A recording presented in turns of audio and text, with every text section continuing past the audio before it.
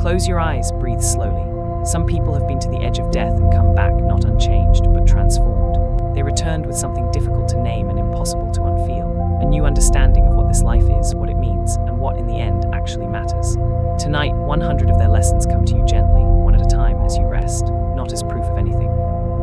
Simply as testimony, the specific, lived experience of people who looked at death and came back to tell us what they saw. This is explored during sleeping. Lesson 1. Eben Alexander. The universe is made of love.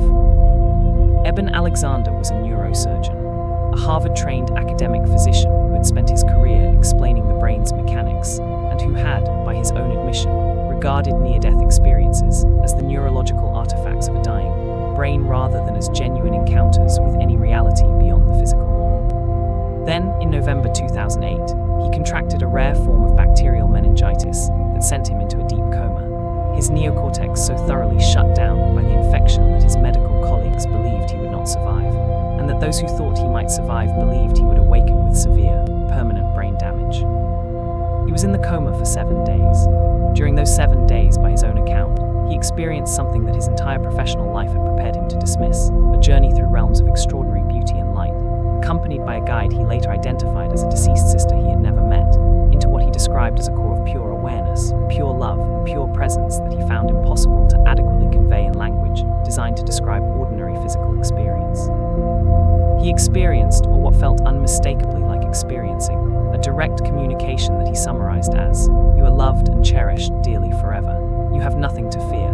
There is nothing you can do wrong." He recovered fully, miraculously, by the assessment of the physicians who had attended him, and he spent the years that followed attempting to reconcile what he had experienced with what he knew, as a neuroscientist, about how consciousness and the brain were supposed to work. He concluded that the experience could not be adequately explained by the standard neurological accounts of near-death experience, because the specific conditions of his illness had rendered the neural mechanisms those accounts relied on unavailable during the period when his experience occurred.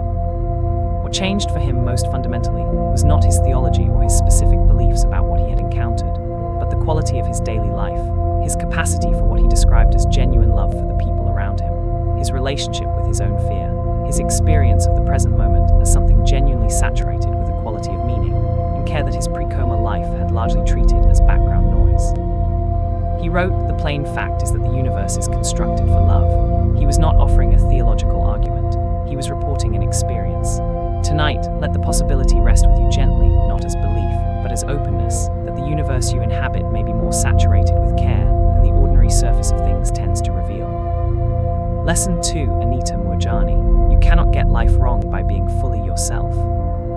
Anita Moorjani was diagnosed with Hodgkin's lymphoma in 2002 and spent the following 4 years watching her body decline despite treatment, arriving by early 2006 at a point of multiple organ failure in which her medical team believed she had hours to live.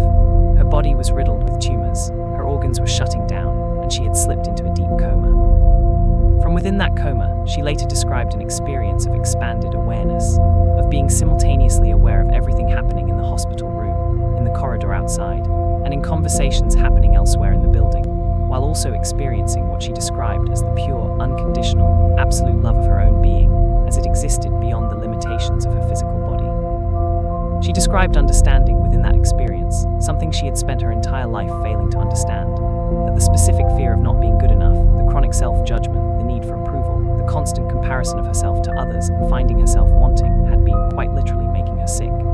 She had been abandoning herself so consistently, so thoroughly, across so many years of accommodating others' expectations, that the abandonment had become embodied.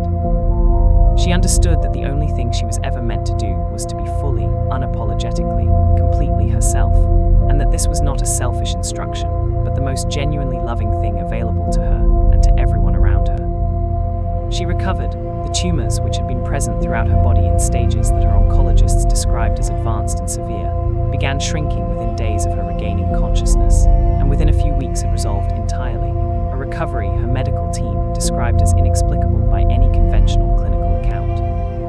She spent the years that followed speaking and writing about what she had experienced and what it had changed in her, with a directness and specificity that has reached millions of people who recognized in her account something that resonated with their own private experience of self-abandonment. She wrote, "My biggest cause of cancer was my own deep-seated belief that I wasn't good enough." She was not saying this to encourage self-blame. She was saying it to offer the liberation that understanding it provides, the specific, life-altering relief of deciding, finally and completely, to stop trying to be someone else and to simply, fully be oneself. Tonight, let whatever version of yourself you have been suppressing in service of others' expectations be allowed, just for this hour, to simply exist without the performance of something more acceptable. Lesson 3, Howard Storm. The darkest experience can lead to the deepest transformation. Howard Storm was an art professor and self-described atheist who, in June 1985, suffered a perforation of his stomach while traveling in Paris with students and found himself in extraordinary pain, unable to receive surgical treatment for many hours due to bureaucratic delays in the French hospital system. Lying in the hospital bed, believing he was dying, he heard voices calling him into a dark corridor, a call he followed into what became, by his account, one of the most terrifying near-death experiences documented in the literature, an encounter with what he described as malevolent beings who tore at him and mocked him in a profound darkness that felt to him both real and unbearable. At the nadir of this experience, in absolute despair, he remembered something from his childhood, a fragment of a Sunday school song, and began halting and uncertain to call out for Jesus. What followed, by his account, was an immediate dramatic transformation. The malevolent presences withdrew, a light appeared, and he experienced what he described as an overwhelming, total, unconditional love that he found both impossible to adequately describe and impossible to subsequently doubt. He was an atheist before this experience and a deeply committed Christian pastor afterward. A transformation so complete and so rapid that it baffled, and in some cases, alienated the colleagues and friends who had known him before. He became ordained, left academia, and spent the following decades ministering to others with a directness and certainty about what he had experienced that never left him. What his account offers to this collection, beyond its specific theological content, is the demonstration of something that appears across multiple near-death accounts, that the most transformative experiences are not always the most beautiful. Some people return from near-death having encountered primarily darkness, fear, and profound distress, and some of these people report equally profound, equally life-altering transformations as those who encountered only light. The transformation, in his case, came not from the nature of what he encountered, but from the specific act of reaching, in absolute despair, from the very bottom of a darkness that felt total, toward whatever love he could remember. Tonight, let the possibility rest gently. That transformation is available not only from the top of the most beautiful experiences, but from the very bottom of the most difficult ones. Lesson 4, Pam Reynolds. Consciousness may be more than the brain. Pam Reynolds was a musician from Atlanta, Georgia, who in 1991 underwent a surgical procedure for a brain aneurysm that required the complete cessation of her heartbeat and the drainage of blood from her brain, a procedure during which her brain activity, by every available measure, was entirely flat. During this period of clinical death, by her own detailed account, she observed the surgical procedure from above, describing specific details of the surgical instruments being used, conversations between the surgical team members, and aspects of her physical preparation for surgery that she had been unconscious for, and that her medical team subsequently confirmed as accurate. Her case attracted specific attention from researchers because of the combination of factors it presented: the precise medical documentation of her brain state during the period she was reporting experience, the independently verifiable specific details she reported observing during that period, and the quality and consistency of her account across multiple subsequent interviews conducted over many years. Cardiologist Michael Sabom, who studied her case in detail, concluded that her observations could not be adequately explained by any standard neurological account of what was happening in her brain during that period. What Pam Reynolds reported experiencing beyond the surgical observation was more consistent with other near-death accounts: a movement toward light, encounter with deceased relatives, and an experience of peace and love that she described as more real than ordinary waking consciousness, rather than less. She was sent back, she described, by a deceased uncle who told her the timing was not right, and she returned to her body and to her recovery with a fundamentally altered relationship with the fear of death that had characterized her ordinary consciousness. She is significant in the NDE literature, not only for what she experienced, but for what her case raises about consciousness, about whether awareness is genuinely dependent on brain activity in the way that conventional neuroscience assumes, or whether her experience suggests something more complex about the relationship between mind and brain than the standard account can fully accommodate. Tonight, let this possibility rest without demand for resolution. that you may be more than the physical processes that produce your experience, and that whatever you are, it may survive more than you currently assume. Lesson 5, Danian Brinkley. Every act of kindness is recorded. Danian Brinkley was struck by lightning through a telephone line in September 1975 in Aiken, South Carolina, and was clinically dead for approximately 28 minutes. He had been, by his own frank account, a difficult and sometimes cruel person before this experience, aggressive, self-centered, and genuinely unkind to many of the people in his life. What he encountered during those 28 minutes changed him completely, and the specific mechanism of that change was one of the most striking and most consistently reported features of near-death experience across the literature: the life review. Brinkley experienced what he described as a complete, instantaneous review of his entire life, not as an observer watching events unfold, but as a full participant in the emotional experience of everyone he had ever affected by his actions. He felt what other people had felt when he had been cruel to them. He felt what people had felt when he had been kind. Every interaction, every act, every word that had reached another person came back to him from that person's perspective, and the experience was for him simultaneously the most painful and most clarifying thing he had ever undergone, because it made unmistakably clear what had actually mattered and what had not.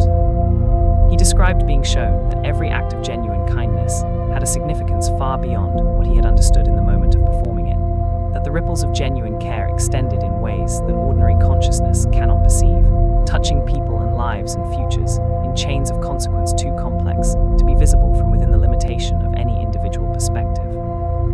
And he described being shown, with equal clarity, that the cruelties had left marks of equivalent depth and duration.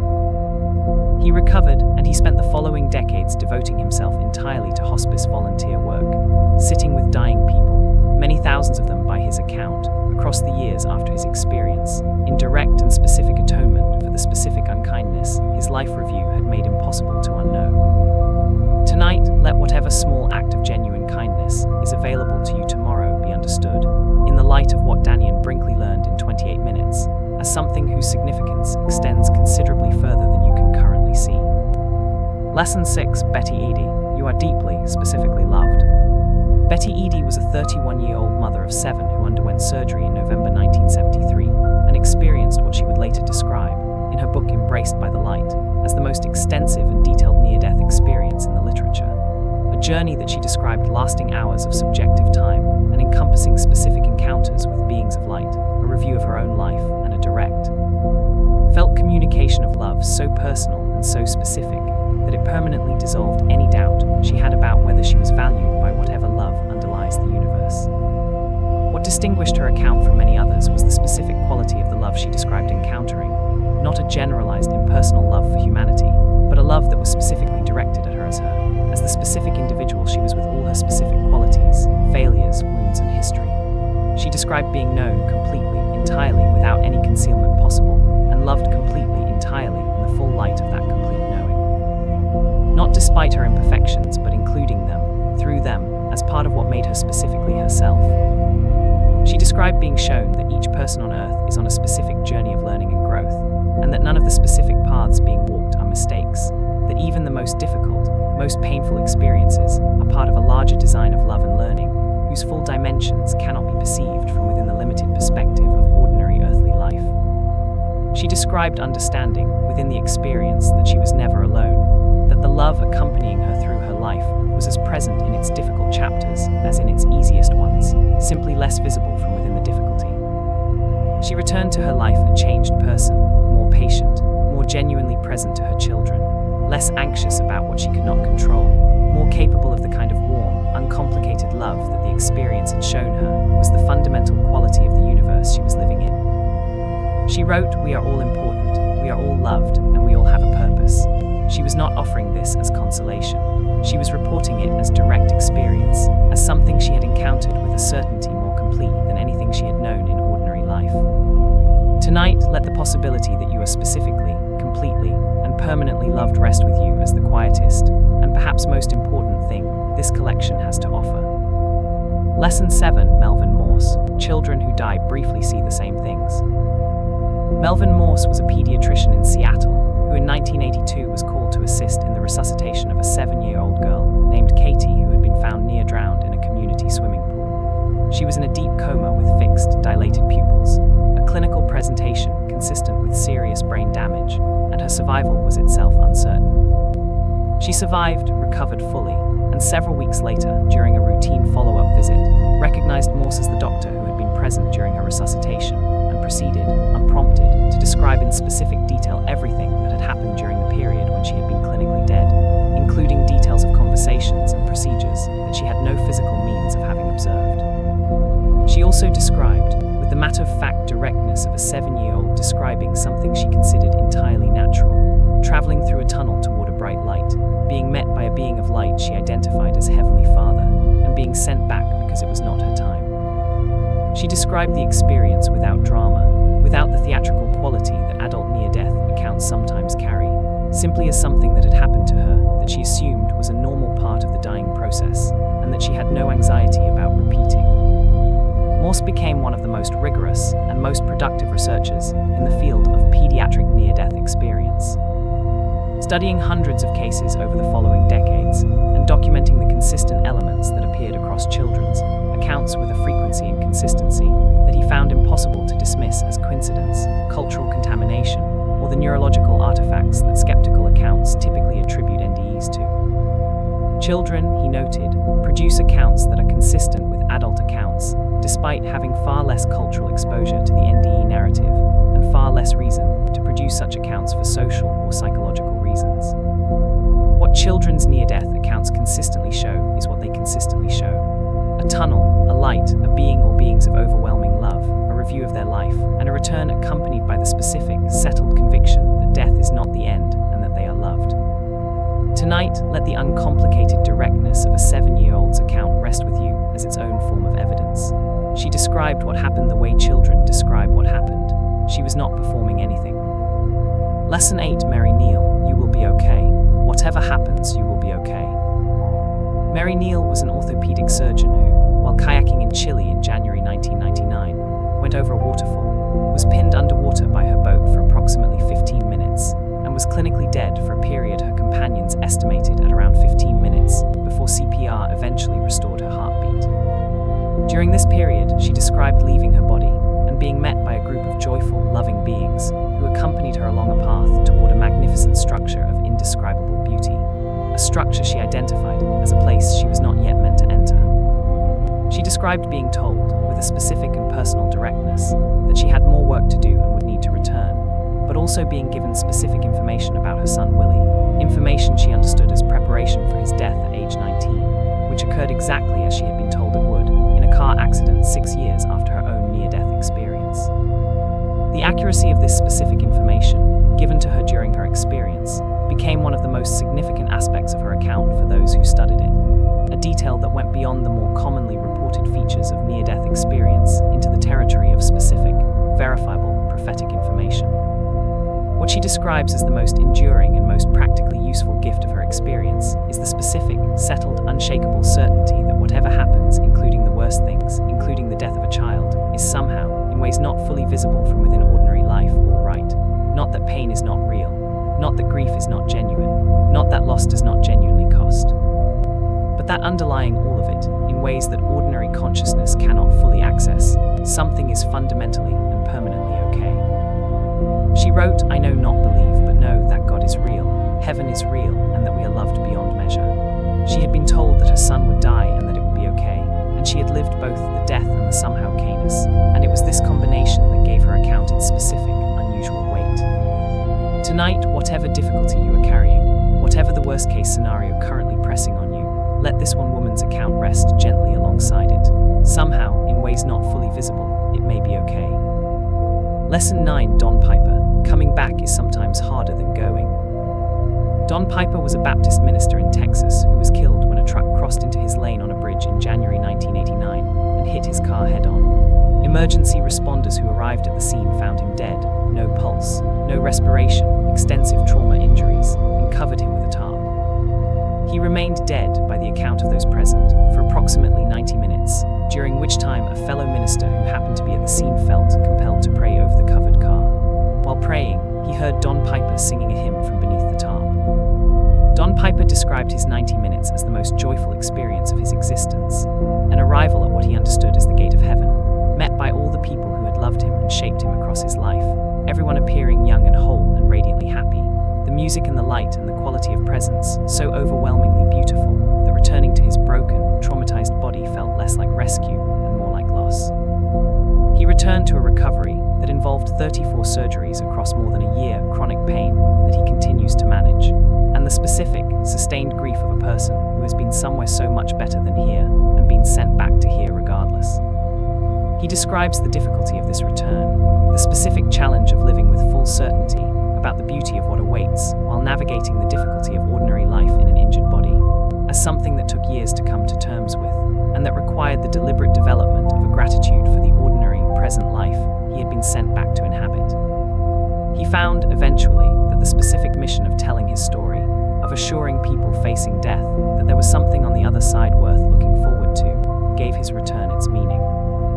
His account is valuable to this collection for what it demonstrates about the complexity of returning, the specific grief and difficulty of people who have touched something extraordinary and been brought back to something ordinary, and for the reminder that transformation, even the most profound, must be lived out in the specific, imperfect, sometimes painful circumstances of an actual daily life. Tonight, let your own ordinary life be received with something approaching the gratitude Don Piper had to learn, that being here, however imperfect, is itself the gift. Lesson 10, a reflection on the first 10 lessons. 10 accounts, 10 transformations. Eben Alexander, the neurosurgeon, returning from complete brain shutdown with the certainty about love that his entire career had prepared him to dismiss. Anita Moorjani, recovering from stage 4 cancer after understanding that being fully herself was the medicine she had always needed. Howard Storm, traveling through darkness and finding, at the very bottom of despair, that reaching toward love was enough. Pam Reynolds, observing her own surgery from outside her clinically dead body and reporting details her surgical team confirmed. Daniel Brinkley, experiencing the complete emotional impact of every life he had touched and devoting the rest of his life to hospice service. Betty Eady, being loved so completely that she returned incapable of doubting her own worth. Melvin Morse's 7-year-old patient, describing the tunnel and the light with the matter-of-fact directness of a child describing something natural. Mary Neal, given specific information about her son's coming death and living both the information and the somehow cayness. Don Piper, returning from 90 minutes of extraordinary joy to 34 surgeries and the long work of finding meaning in ordinary life. What unites these 10 accounts, across the vast differences of individual circumstance, personality, religious background, and specific experience, is a cluster of consistent findings. That the boundary between life and death appears more permeable than ordinary consciousness assumes. That consciousness appears to extend beyond the brain in ways that conventional neuroscience struggles to account for. That love is the fundamental quality of whatever is on the other side. That every act of kindness matters more than it appears to from within ordinary life. And that returning to the ordinary, the limited, the painful, is not punishment but purpose. 90 lessons remain. Let them arrive slowly, one at a time, across the quiet hours still ahead. This is explored during sleeping. Lesson 11, Raymond Moody, the man who named the experience. Raymond Moody was a philosopher and physician who, in 1975, published a small book called Life After Life that would become one of the most influential popular works on death and dying ever written, introducing the term near-death experience to both academic and public discourse and documenting, for the first time in a systematic way, the striking consistency of reports from people who had been clinically dead and revived. Moody had begun collecting these accounts informally during his medical training, when patients recovering from cardiac arrest or other near-death episodes would sometimes describe experiences that their physicians dismissed and that they themselves had kept largely private out of fear of not being believed. What Moody documented across his initial sample of 150 cases was a cluster of features that appeared in varying combinations.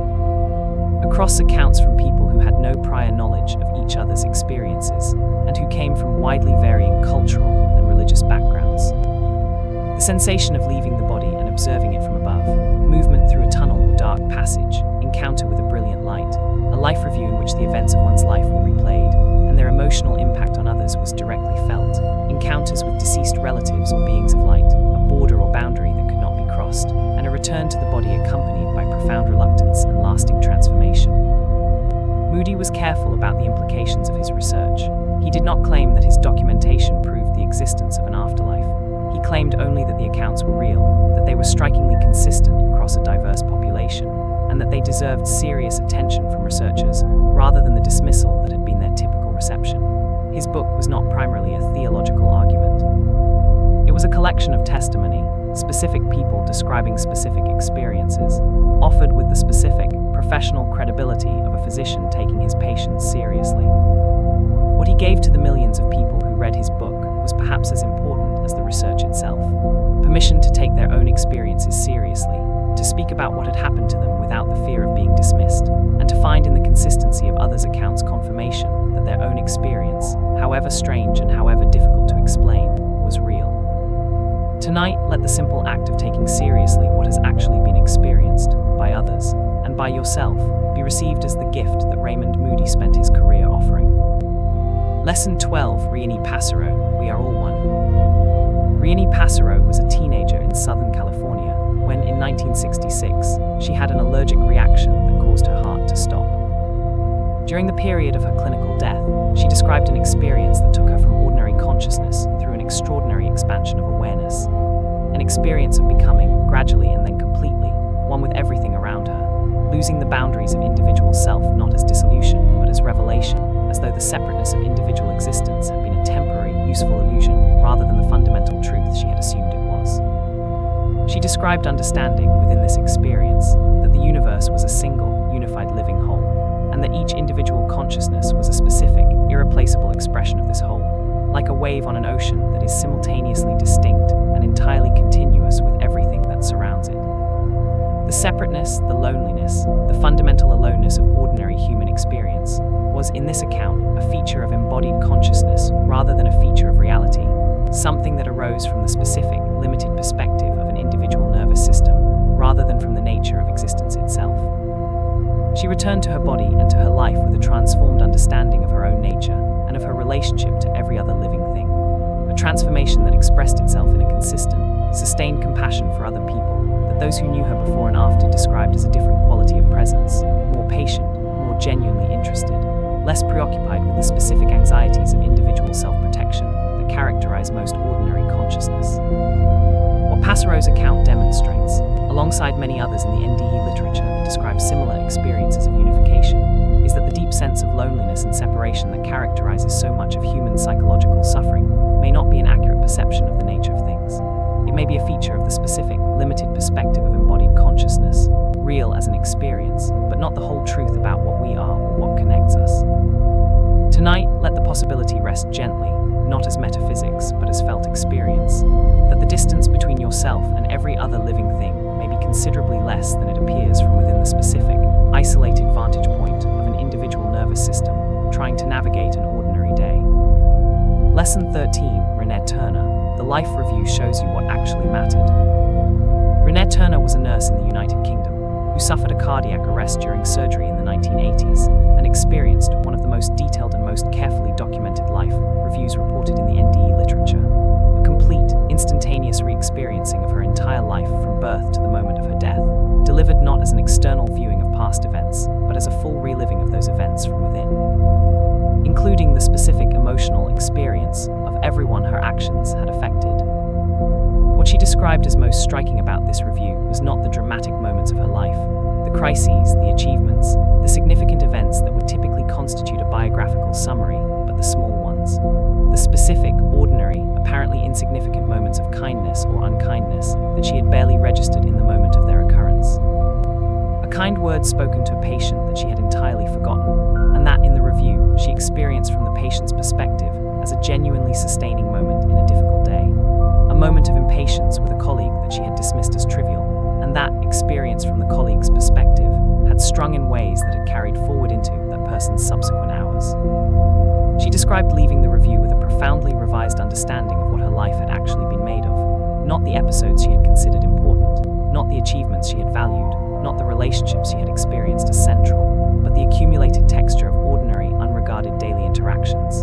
The moments she had assumed were too small to matter, and that, from the perspective of the life review, turned out to be the substance of everything.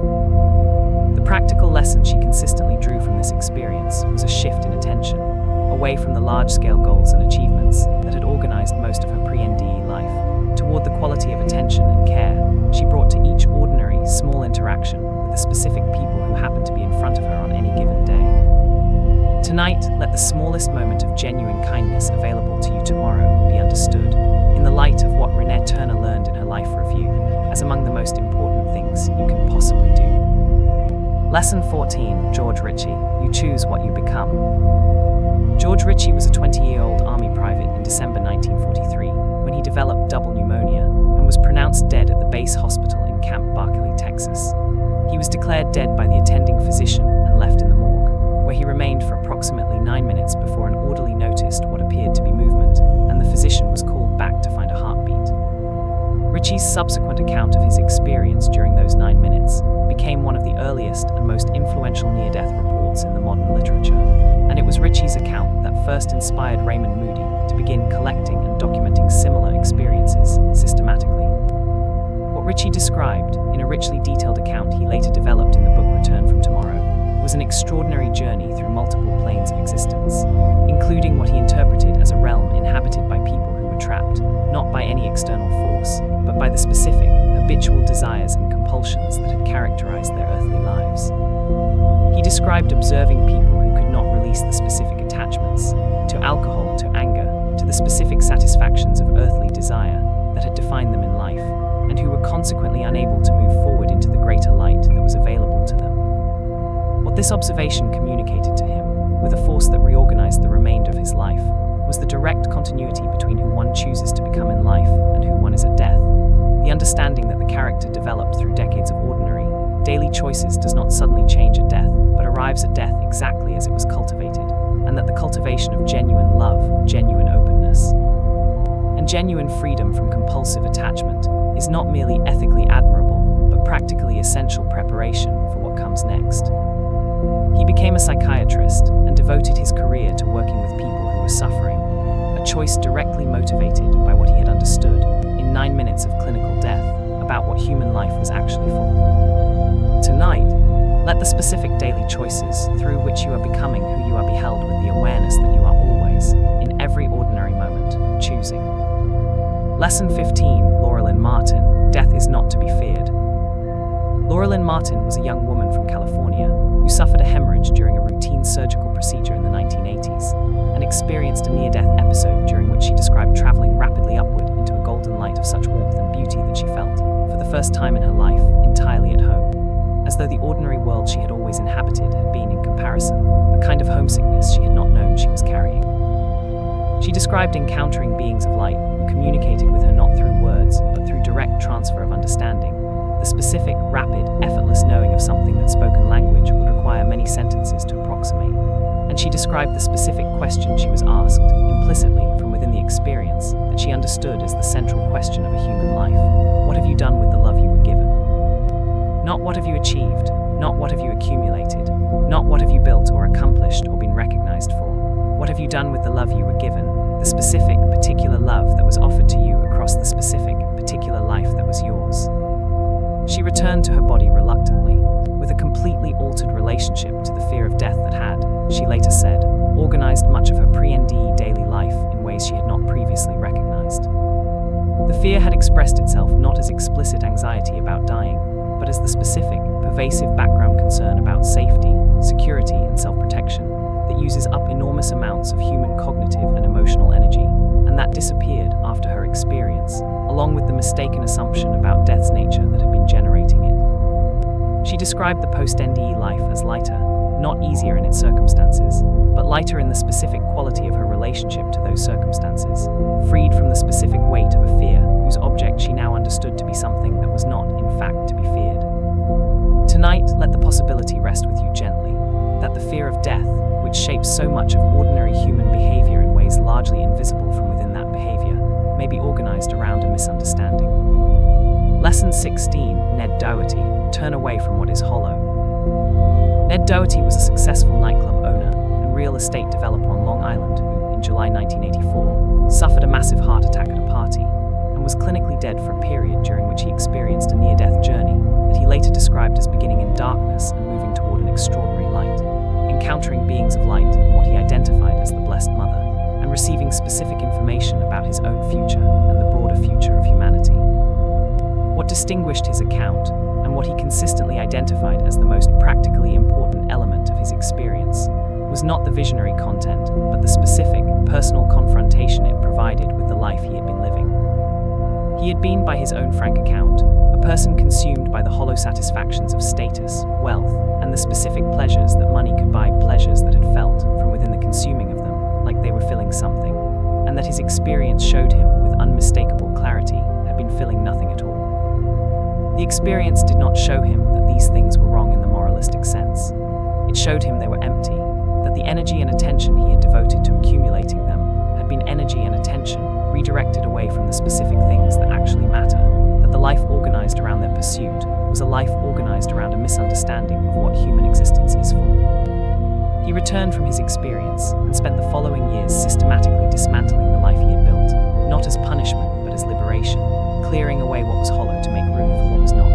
He founded a non-profit organization focused on peace and spiritual development, wrote about his experience, and described the post-NDE life as the first time he had felt genuinely alive. Tonight, let whatever you are currently investing in that leaves you feeling empty rather than full be regarded, honestly and without judgment, as possibly worth less of your limited time and attention than what fills you. Lesson 17, Virginia Rivers. On the other side, judgment comes only from yourself. Virginia Rivers was an emergency room nurse who suffered cardiac arrest in 1986 and experienced a near-death episode during which she described a life review delivered not by an external judge or evaluator, but by her own consciousness reviewing its own actions. A process that felt, she described, like watching yourself through the eyes of complete understanding, seeing every action and every choice with full knowledge of the love you had and hadn't expressed, the courage you had and hadn't summoned, the kindness you had and hadn't offered. The quality of this self-evaluation, she described, was not punishing. It was not the kind of harsh self-judgment that most people experience when they review their failures. It was more like the specific, honest, compassionate assessment of someone who loves you completely and sees you completely, and is simply holding up a mirror to what was without condemnation, but without flattery either. The love in the review, she said, made the honest seeing bearable in a way that honest seeing without love is not. What she found most striking was the degree to which the actions she had imagined as most important, her professional achievements, her moments of public competence and recognized success, faded in significance in the review compared to the ordinary, private, largely unobserved moments of genuine human connection. The patient she had held while they cried, the time she had stayed late not because she had to, but because someone needed her to, the specific moments of genuine presence that she had offered without audience and without expectation of recognition. She returned from her experience with a profound reorientation of what she was actually working for, a shift from the publicly visible, evaluable performance of professional competence toward the specific, private, largely invisible quality of genuine presence with the people who needed it. Tonight, let the private, unobserved kindnesses you have extended today, the ones with no audience, no recognition, no record, be understood as the ones that, in the light of what Virginia Rivers learned, may ultimately be the most significant. Lesson 18, Mickey Robinson. Everything you are afraid of is smaller than the love. Mickey Robinson was a professional skydiver who in August 1968 was badly burned in a plane crash during a skydiving exhibition, his parachute catching fire on his way out of the burning aircraft and leaving him with severe burns over a large portion of his body. He was clinically dead for a period during the initial medical response to his injuries, and during that period, he experienced what he described as a journey into a light of such overwhelming love that every fear, of pain, of death, of inadequacy, of everything he had been afraid of across his life, became, in that light, completely and obviously smaller than the love. He did not describe the fears disappearing. He described them becoming visible in their true proportion, real, but genuinely small compared to the love that contained them.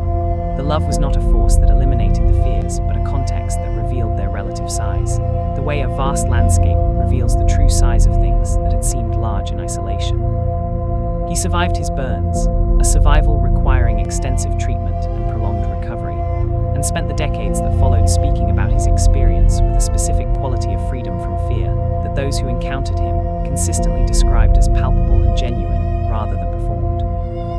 Not the absence of difficulty in his life, which contained its share, but a specific, qualitative relationship with difficulty that had been permanently altered by his direct experience of what was larger than it. His account connects to one of the most consistent findings across the near-death experience literature, that the reduction or elimination of the fear of death is among the most universal and most enduring consequences of the experience. Not through argument, not through theology, not through deliberate practice, but through the specific, direct experience of encountering something so much larger than death that death no longer seems like the largest thing. Tonight, let whatever you are currently afraid of be held, briefly and without force, in the awareness that it may be considerably smaller than the thing that contains it. Lesson 19, Arthur Jensen. The universe has no wasted space. Arthur Jensen was a geologist and freelance magazine illustrator who in 1932, during the depths of the Great Depression, was traveling by car when he was involved in a serious accident that left him critically injured.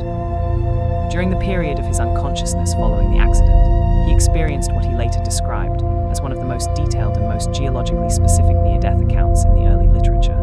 A journey through what he experienced as a tangible, real, physically sensory world of extraordinary beauty and precision. A world that felt more real, not less, than the ordinary physical world he had come from. What struck him most powerfully, as a scientist trained to observe and categorize natural phenomena, was the specific quality of purposiveness and order he perceived in what he experienced. The sense that every element of what he was observing had a specific function, a specific relationship to everything else, and a specific beauty arising from the perfect fulfillment of that function.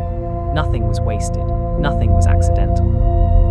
Nothing was without its place in a whole, so perfectly organized, that the organization itself communicated something about the nature of whatever intelligence had produced it. He returned from his experience with what he described as a complete transformation of his relationship to his own work, from the anxious, competitive, economically precarious freelancing of the Depression years toward a quality of patient, purposeful engagement that trusted, with a confidence he had not possessed before, that his own specific talents had a specific place in whatever whole he was part of. His account offers this collection something that few others provide: the geologist's specific attention to structure and order, applied to an experience beyond the physical, and arriving at the finding that the universe appears to be organized with a precision and purposiveness that suggests nothing is wasted, including, specifically, yourself.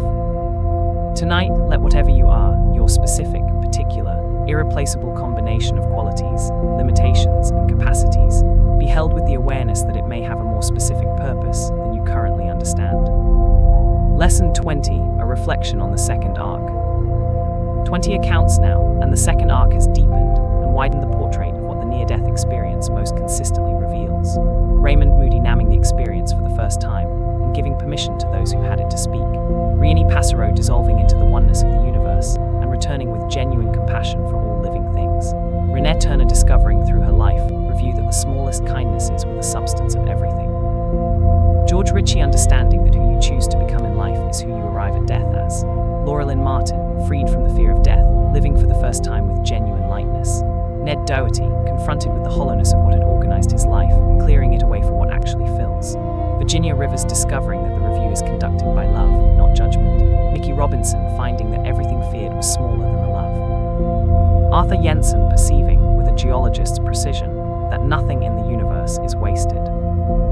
What this second arc has added to the first is a growing specificity about what the transformation that follows near-death experience actually consists of, not vague spiritual improvement, but specific, practical, measurable changes in how people relate to their fear, their kindness, their daily choices, and the specific people in front of them. The transformation is not theological. It is behavioral, relational, and felt in the ordinary texture of daily life, often decades after the experience itself. 80 lessons remain. Let them continue arriving, slowly and gently, across the remaining hours of the night. This is explored during sleeping. Lesson 21, Kimberly Clark Sharp. A stranger's shoe proved she had left her body. Kimberly Clark Sharp was a critical care social worker in Seattle, who in 1977 was working in a hospital when a patient named Maria was brought in following a cardiac arrest. Maria had experienced a near-death episode during her resuscitation, and when she recovered, she described leaving her body and floating out of the hospital, eventually noticing a specific worn tennis shoe sitting on a ledge on the outside of a third-floor window, a shoe with a worn patch on the little toe and a lace tucked under the heel. She described the shoe in specific detail to Clark, who was initially skeptical but agreed to investigate. Clark went to the third-floor window and found the shoe, exactly as Maria had described it, in a location that would have been invisible from inside the hospital, visible only from outside the building at a specific angle that Maria, lying in a bed on a different floor, could not have accessed through any normal means of perception.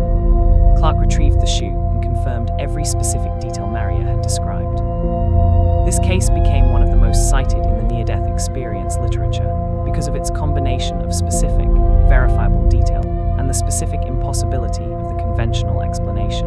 It did not prove anything about the existence of an afterlife. It did suggest, with considerable force, that Maria's consciousness had been somewhere other than inside her brain during the period of her cardiac arrest, that she had perceived something she could not have perceived from the location of her body. Clark spent the subsequent decades as one of the most thoughtful and most careful researchers in the field, consistently declining to overstate what the evidence showed, while also consistently declining to dismiss what she had personally verified. She became a founding member of the International Association for Near-Death Studies and devoted her career to bringing rigor, care, and genuine open-mindedness to a field that badly needed all three. Her testimony offers this collection something specific and practical. Not a theology, not a metaphysics, but a single worn tennis shoe on a third-floor ledge, visible from only one angle that no living person in the hospital occupied, and the serious, careful woman who went to look for it, and found it exactly where the dead woman had said it was. Tonight, let that single, specific, verifiable detail rest with you as its own form of evidence. Sometimes a shoe is enough. Lesson 22, Barbara Harris Whitfield. The NDE showed me my wounds. Barbara Harris Whitfield was a respiratory therapist in her 30s when she underwent back surgery in 1975 and experienced a near-death episode during a post-surgical complication that left her with a profoundly detailed and unusually psychological near-death experience. Unusual because what she encountered was not primarily the classic tunnel, light, and beings of love that characterize many accounts, but a direct, intimate confrontation with her own personal history and its wounds. She described in her experience, returning to childhood memories, that she had suppressed specific incidents of emotional neglect and damage that she had learned to normalize, and that in the expanded clarity of her near-death state, she saw with full, unfiltered understanding for the first time. She also experienced what she described as a profound love surrounding and accepting her despite and through these wounds, a love that did not require the wounds to be absent before she was acceptable. What she brought back from this experience was not a simple peace, but a motivated engagement with her own healing, an understanding, arrived at through direct experience rather than through therapy or intellectual insight, of what had been done to her and what she would need to do to genuinely recover from it. She became a researcher, a therapist, and a writer, devoting decades to understanding both the near-death experience and the psychological transformation it produces. Her account is particularly valuable for what it demonstrates about the range of near-death experience, that the encounter is not always primarily visual or cosmological, but sometimes deeply, personally psychological, revealing not primarily the nature of the universe, but the specific, particular wounds and strengths of the individual experiencing it. The love is consistent across accounts. Its specific form takes whatever shape the individual most needs. Tonight, let whatever wound you carry that you have normalized, accepted, perhaps even forgotten, let the possibility rest gently that it may be seen, accepted, and held with more love than you have yet extended toward it yourself. Lesson 23, Tom Sawyer. The universe does not judge, it understands. Tom Sawyer was a heavy equipment mechanic from Rochester, New York, who in 1978 was working under a pickup truck when the jack failed, and the truck fell on his chest, crushing him and stopping his heart for approximately 15 minutes. He experienced one of the most detailed and most consistently documented life reviews in the NDE literature, a review he described in interviews across the following years with a precision and consistency that researchers who studied his case found both striking and persuasive. What Sawyer described most specifically about his life review was the quality of the evaluation he experienced, and his finding, delivered with considerable emphasis in every account he gave, was that the evaluation was not judgment, it was understanding. The reviewing intelligence, whatever it was, did not respond to the events of his life with approval or disapproval, punishment or reward. It responded with complete, total, unconditional understanding, an understanding so thorough and so compassionate that the distinction between understanding and forgiveness became meaningless, because the understanding already contained everything that forgiveness could offer. He described experiencing the impact of his actions on others, both the harm and the help he had provided across his life, from within those others' experiences, with a completeness that left him with no ability to rationalize or minimize what he had done. And he described experiencing this complete, honest exposure of his own history within a container of love, so total that the exposure, however confronting, was not destructive but liberating. He returned from his experience a changed man in specific, observable ways that those who knew him confirmed. Calmer, kinder, genuinely less reactive, with a quality of presence and patience that had not characterized him before. He spent years speaking publicly about his experience, declining payment and declining religious affiliation, simply reporting what had happened to him with the straightforward honesty of a mechanic describing something he had encountered under truck. Tonight, let whatever in your own history you have been judging yourself for harshly be approached, just for this moment, from the perspective of complete understanding rather than judgment. Understanding, Tom Sawyer learned, is larger than judgment and more genuinely healing. Lesson 24, Beverly Brodsky. The light accepted me completely. Beverly Brodsky was a young Jewish woman in Philadelphia who in 1970, following a serious motorcycle accident in which she was thrown from the bike at high speed, experienced a near-death episode during which she encountered what she described as a being of overwhelming light and love, an encounter that was particularly striking in her specific case because of its theological context. She had been raised in a Jewish household and had developed, in the years before her accident, what she described as a deeply skeptical relationship with religious belief. She was not merely secular but actively hostile to the idea of a personal, caring God. What she encountered in her near-death experience was precisely the personal, caring presence she had decided did not exist, but it arrived without the theological framework she had been prepared to either accept or reject. It was simply love, specific, overwhelming, and completely unconditioned by any of the categories she had been prepared to evaluate it through. What she described as most striking was the specific, personal quality of the acceptance she experienced, not a generalized love for humanity or an impersonal benevolence, but a direct, intimate, complete acceptance of her, as the specific person she was with the specific thoughts she had been thinking, including the specific hostility toward the idea of God that she had been carrying into the encounter. The light was not offended by her hostility. It simply accepted her through it, around it, and beyond it. She returned from her experience with a transformed relationship with spiritual reality. Not, she was careful to specify, converted to any specific religious framework, but permanently persuaded that love was the fundamental quality of whatever was at the source of things, and permanently freed from the specific, effortful atheism that had been organizing her relationship with existence. Her account offers something specific to this collection, the testimony of a person who arrived at the encounter with the least possible predisposition to find what she found, and found it anyway, with a completeness and a specificity that made subsequent denial impossible. Tonight, let whatever resistance you carry toward the idea of being accepted exactly as you are be regarded, with gentleness, as possibly based on a misunderstanding about what acceptance actually requires. Lesson 25, David Bennett, The Ocean of Consciousness.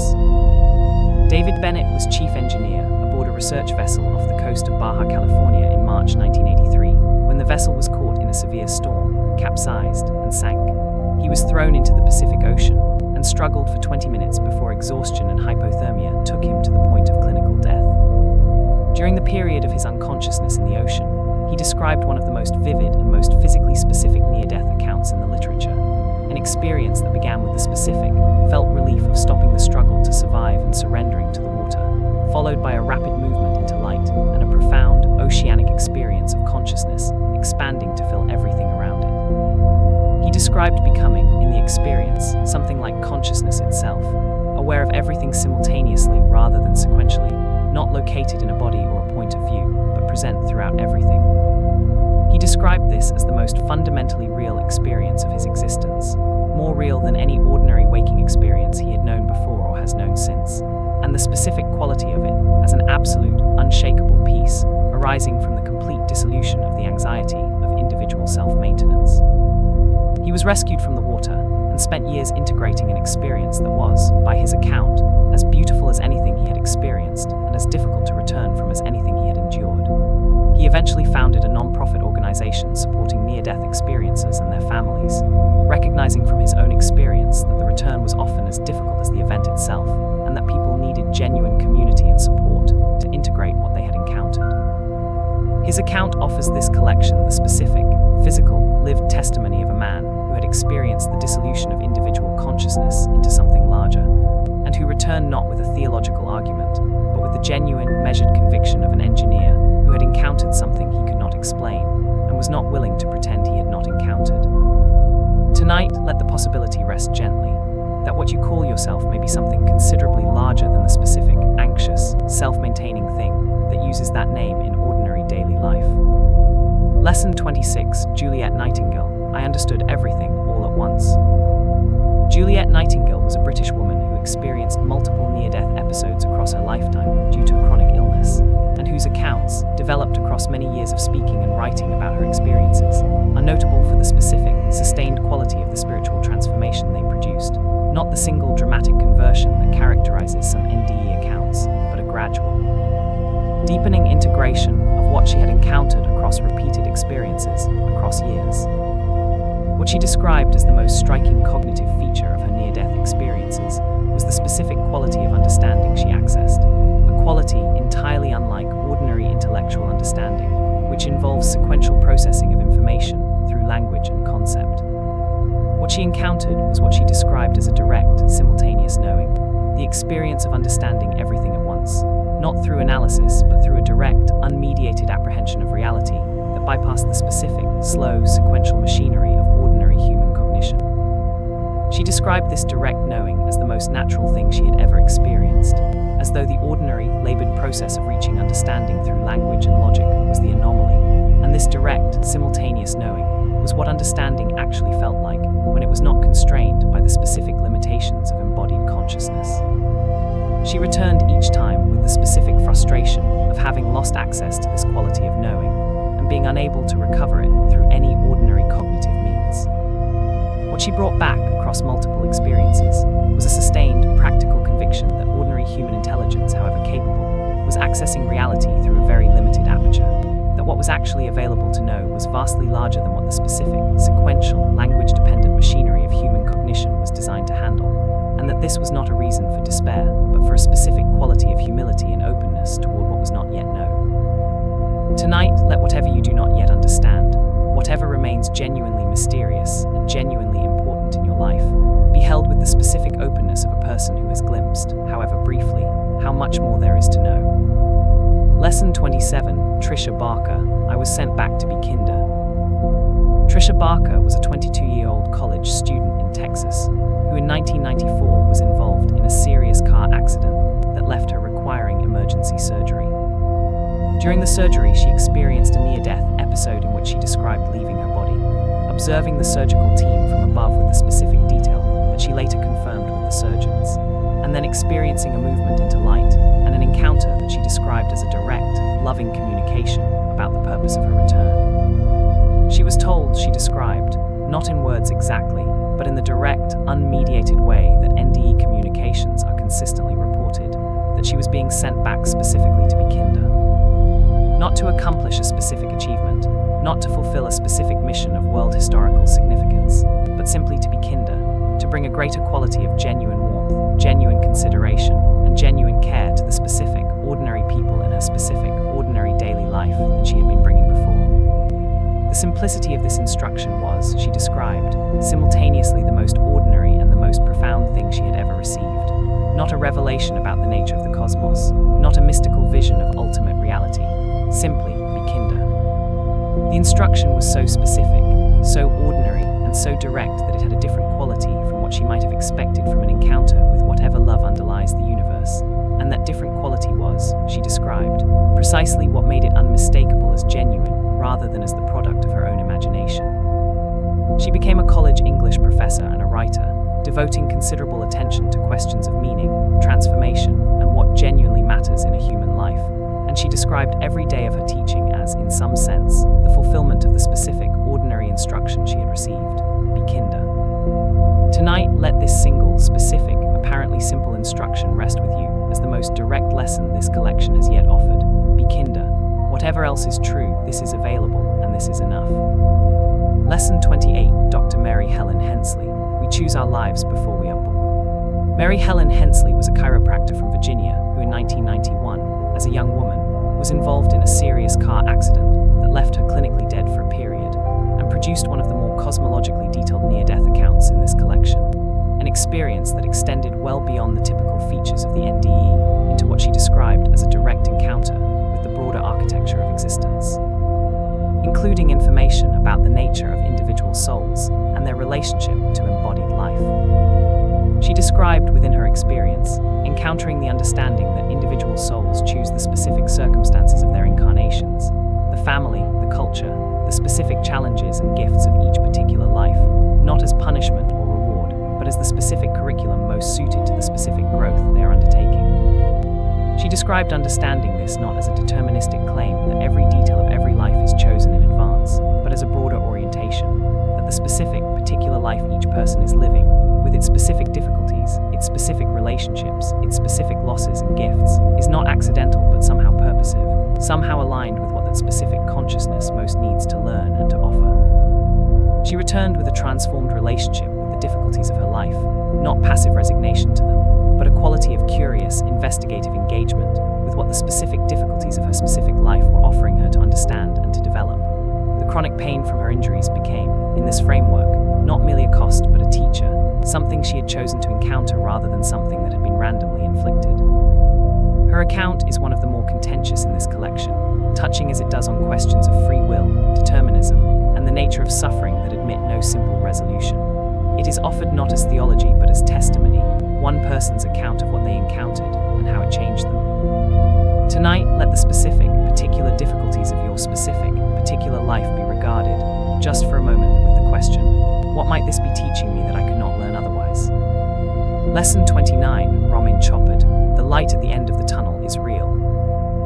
Romain Choppard was a French mountaineer who in 1980 suffered a severe fall during a solo climb in the Alps that left him with multiple injuries and a period of clinical death during which he experienced a near-death episode, consistent with the classical features of the NDE literature, while also carrying the specific, physical quality of a mountain climber's direct encounter with the extreme edge of physical experience. He described the tunnel, the specific, physical, unmistakable tunnel that appears in so many accounts, as more real than the mountain he had been climbing, more real than the rock and ice and cold that had been the absolute reality of his experience moments before. He described it as having texture, quality, and a specific, warm light at its end, that he moved toward with the ease of someone moving towards something they have always known rather than something they are encountering for the first time. He returned from his experience with the specific conviction that he would survive, not with certainty about the mechanism of his survival, but with a quality of inner assurance that the fear of death, which had been a constant companion of his climbing life, had been permanently dissolved by his direct experience of what was on the other side of it. He continued climbing after his recovery, but differently, with a freedom from the specific, background fear that had always accompanied the risk, replaced by something he described as a direct, comfortable familiarity with the edge. His account offers this collection something specific and physical, not a visionary account or a philosophical transformation, but the specific, practical, climber's report of a man who had encountered the tunnel and the light and found them exactly as reported, and who returned to his life lighter for the knowing. Tonight, whatever edge you are currently navigating in your own life, in your own fears, let the possibility rest gently that what is on the other side of it may be considerably more welcoming than the fear of it suggests. Lesson 30, a reflection on the third arc. 30 accounts gathered now, and the third arc has widened and deepened the portrait that this collection has been building.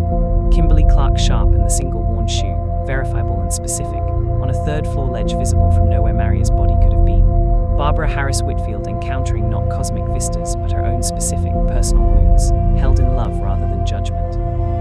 Tom Sawyer discovering that the universe responds to human action, not with judgment but with complete, unconditional understanding. Beverly Brodsky, actively hostile to the idea of God, encountering precisely the personal love she had decided did not exist. David Bennett dissolving into the ocean of consciousness in the Pacific Ocean and returning as a man permanently changed by the knowing.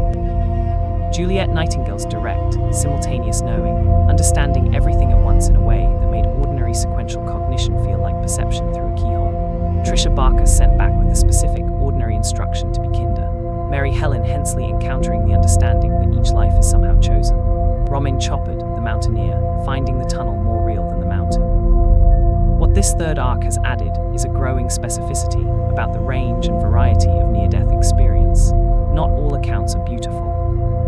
Not all are cosmologically sweeping. Not all produce the same specific insights. Some encounters are psychological rather than visionary. Some are brief and simple. Some are terrifying before they are loving. Some return people with grand cosmic understanding, and some return them with the single, specific, ordinary instruction to be kinder.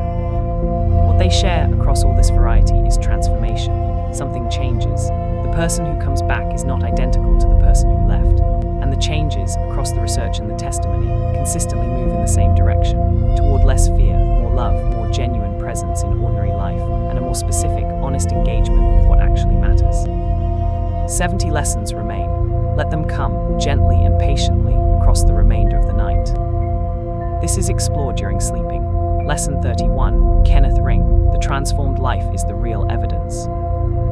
Kenneth Ring was a University of Connecticut psychologist who in 1980 published Life at Death, one of the first rigorous academic studies of near-death experience, following the earlier popular work of Raymond Moody, with the kind of systematic, methodologically careful research that the field needed if it was to be taken seriously by mainstream science.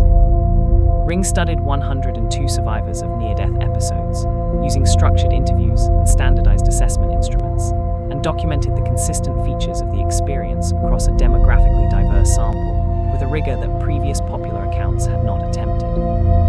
What Ring found, and what he considered most important among all his findings, was not the experience itself, but its aftermath, the specific, measurable, lasting changes in values, beliefs, and behavior that near-death experiences showed compared to their own pre-NDE profiles, and compared to control populations who had been seriously ill or injured without having a near-death experience.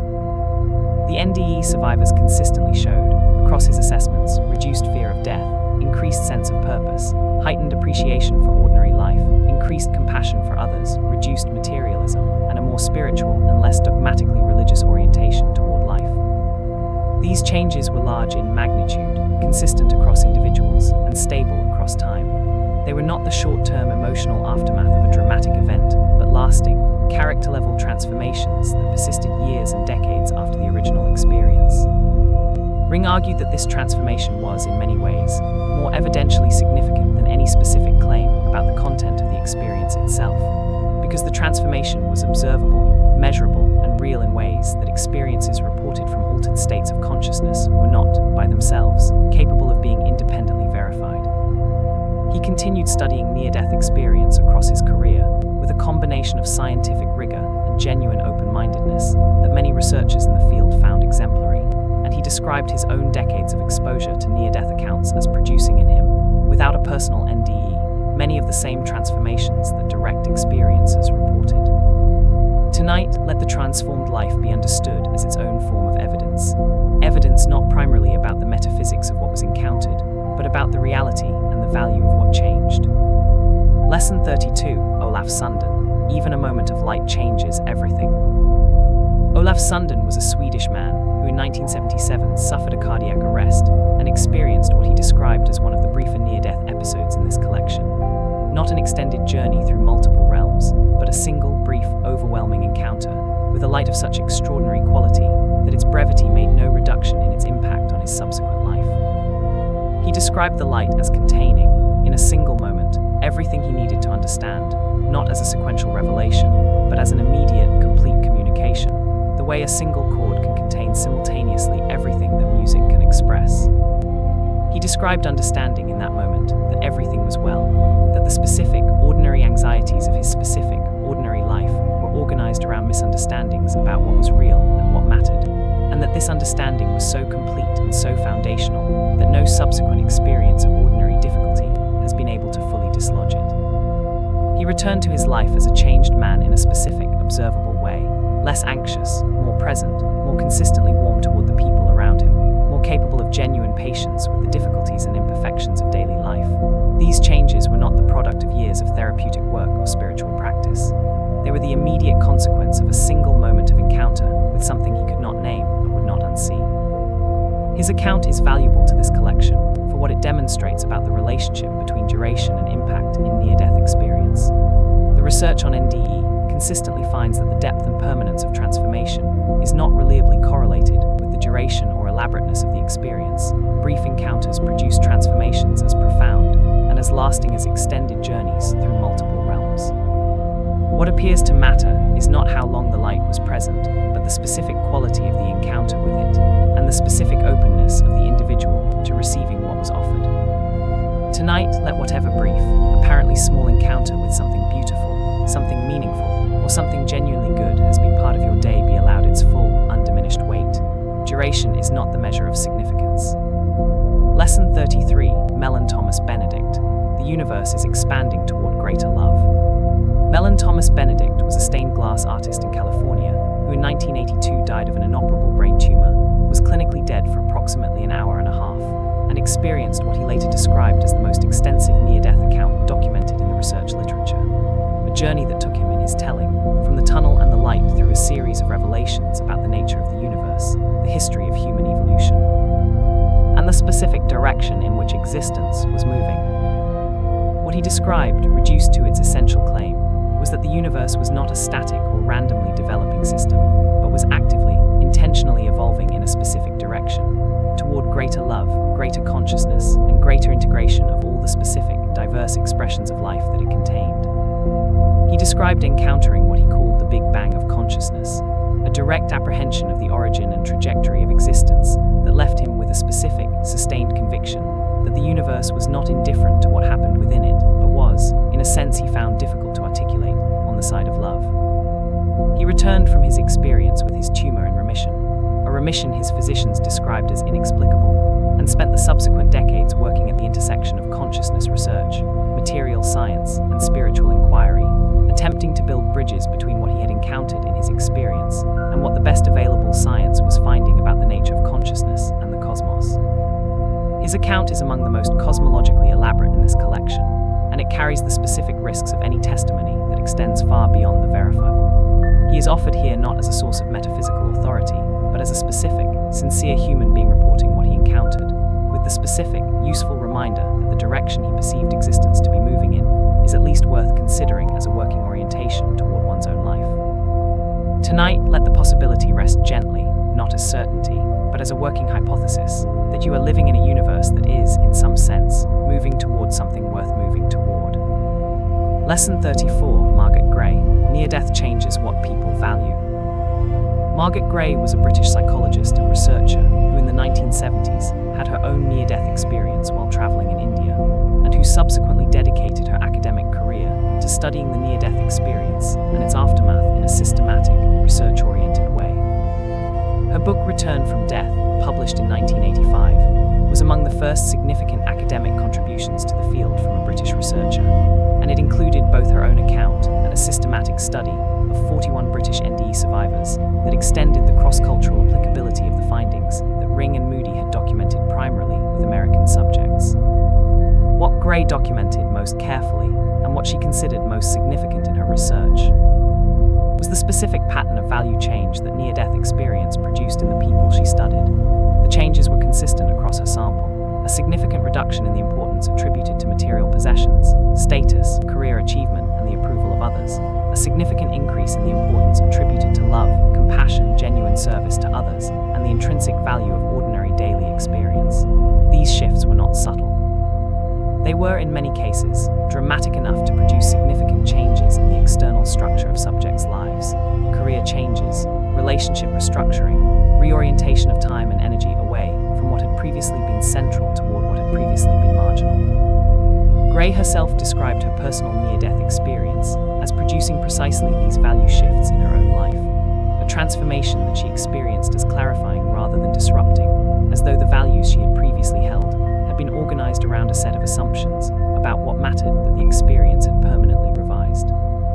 What her research offers, beyond its specific findings, is the observation that the value shifts produced by near-death experience are not toward any specific religious or philosophical system, but toward a recognizable cross-cultural cluster of human goods: love, genuine connection, authentic presence, and the specific, unhurried appreciation of what is already here. Tonight, let whatever you most genuinely value, beneath the layers of what culture, ambition, and habit have taught you to value, be allowed to surface more fully into the organization of your actual daily life. Lesson 35, Alan Kelly here. NDEs happen across all cultures. Alan Kelly here is a sociologist and professor of palliative care, whose book Experiences Near Death, published in 1996, undertook one of the most comprehensive cross-cultural surveys of near-death experience ever conducted, examining accounts from dozens of cultures across history, including ancient accounts from India, China, and the pre-Columbian Americas, medieval European accounts, and accounts from indigenous peoples across multiple continents.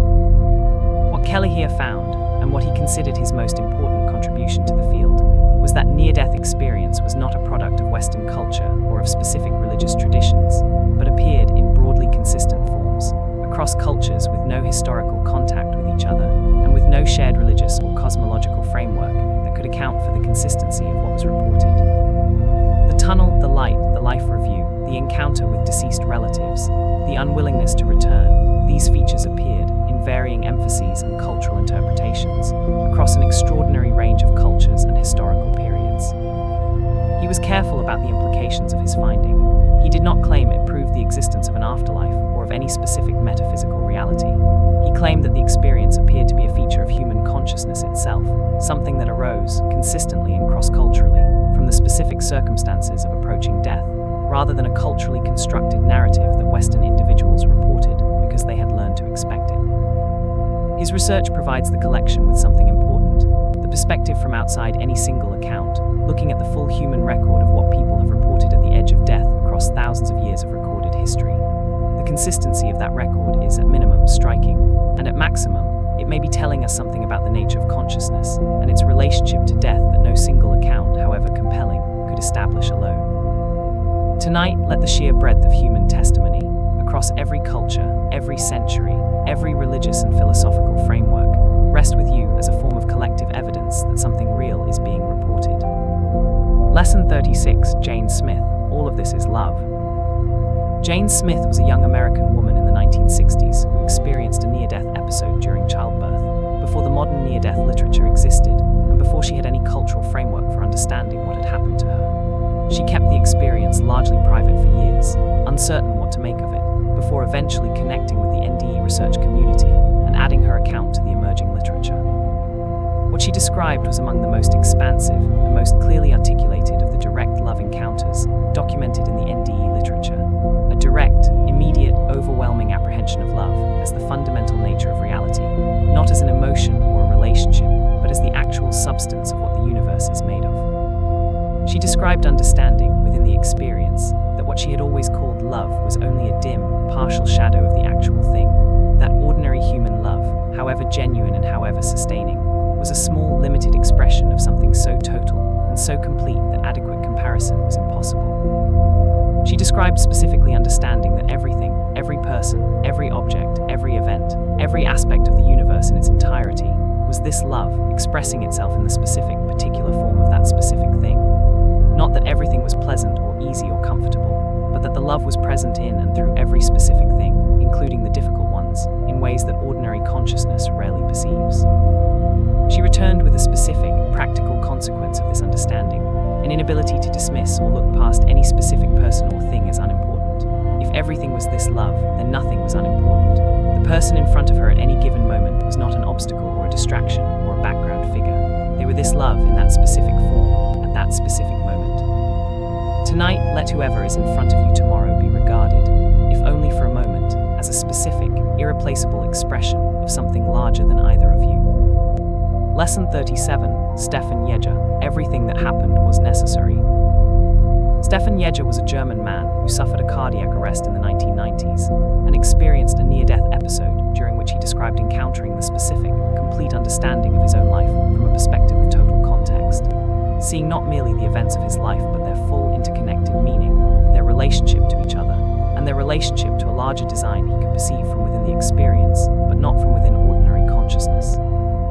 What he described most specifically was the understanding, arrived at not through reasoning but through direct perception, that everything that had happened in his life had been necessary, not that every event had been pleasant or easy or deserved, not that every difficulty had been good in the straightforward sense, but that each specific thing, even the most painful, had been exactly what was needed for the specific development, and understanding that his life was building toward, and that this development and understanding were genuinely important in ways he could perceive from within the expanded awareness of the NDE, but that were largely invisible from within the limited perspective of ordinary daily consciousness. He returned from this understanding with a specific, practical transformation in his relationship with his own history, a reduced tendency toward the specific, often unproductive grief of wishing his past had been different, replaced by a quality of curious, investigative engagement with what his specific history, including its most difficult chapters, had been building in him. His account is offered here not as a claim that suffering is secretly good or that difficulties are always beneficial. It is offered as the specific testimony of one man who, in a moment of expanded perception, understood his life as coherent in ways it did not appear to be from within ordinary daily experience, and who found this understanding genuinely relieving rather than merely consoling. Tonight, let the specific difficult chapters of your own life be held, briefly and without demand for resolution, in the possibility that their meaning may not yet be fully visible from where you currently stand. Lesson 38, Sherry Gideon. Animals are the two. Sherry Gideon was an American woman who experienced a near-death episode during a medical emergency and described, alongside the more commonly reported features of the NDE, something that appears in a significant minority of accounts, and that tends to be particularly meaningful to the people who report it: the presence of beloved animals, specifically deceased pets, among the beings she encountered in the realm she entered. She described her deceased dog, who had died several years before her own near-death episode, as present in the realm she entered, not as a vague symbolic presence, but as specifically, recognizably the individual animal she had known, full of the specific personality and affection that had characterized him in life, appearing to her in a form that she described as more vivid and more fully present than any memory of him she had experienced in ordinary life. This element of the near-death experience, the presence of deceased animals, appears with sufficient consistency across accounts that researchers who have studied large samples of NDEs have documented it as a genuine feature of the phenomenon, rather than an anomalous individual report. Kenneth Ring and others have noted its presence across multiple independent accounts, and the specific, individual quality of the animals reported, their recognizable personalities, their specific histories with the experiencer, appears consistent with the broader pattern of specific, individual recognition that characterizes encounters with deceased humans in the NDE literature. Sherry Gideon's account is offered here for the specific, particular comfort it may provide to anyone who has loved and lost an animal companion.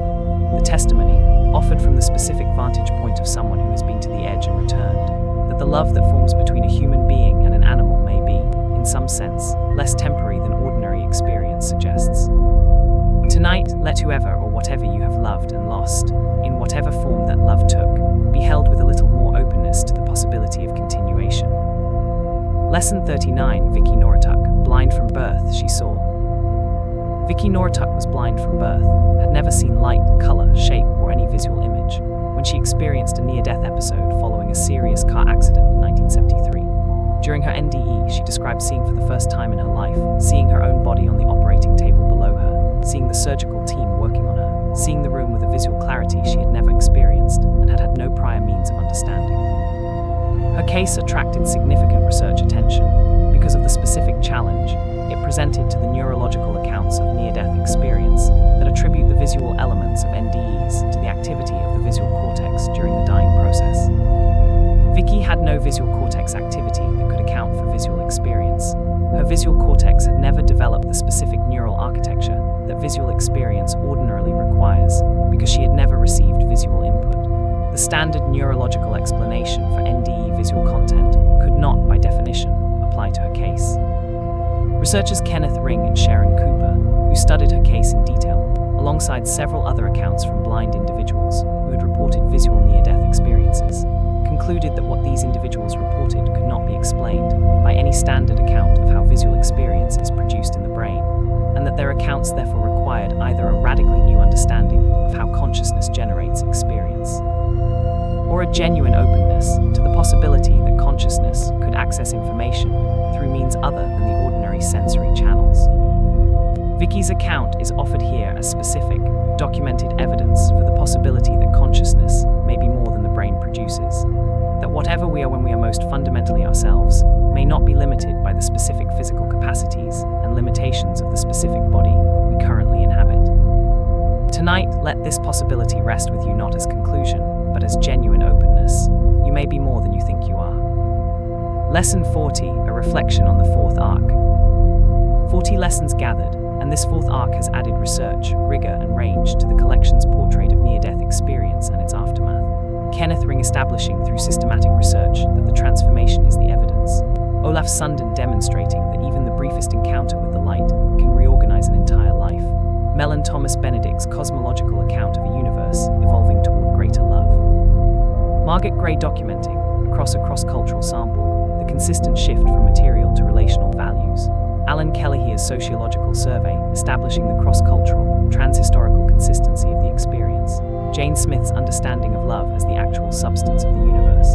Stefan Yeger's perception that everything that happened was necessary. Sherry Gideon encountering her deceased dog among the beings she met.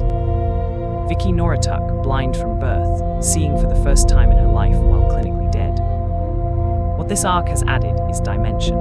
The recognition that near-death experience is not merely the province of dramatic individual testimony, but a documented, cross-cultural, research-investigated phenomenon whose implications extend into fundamental questions about the nature of consciousness, the limits of neurological explanation, and the possibility that what we are is both more durable and more connected than ordinary embodied experience tends to suggest.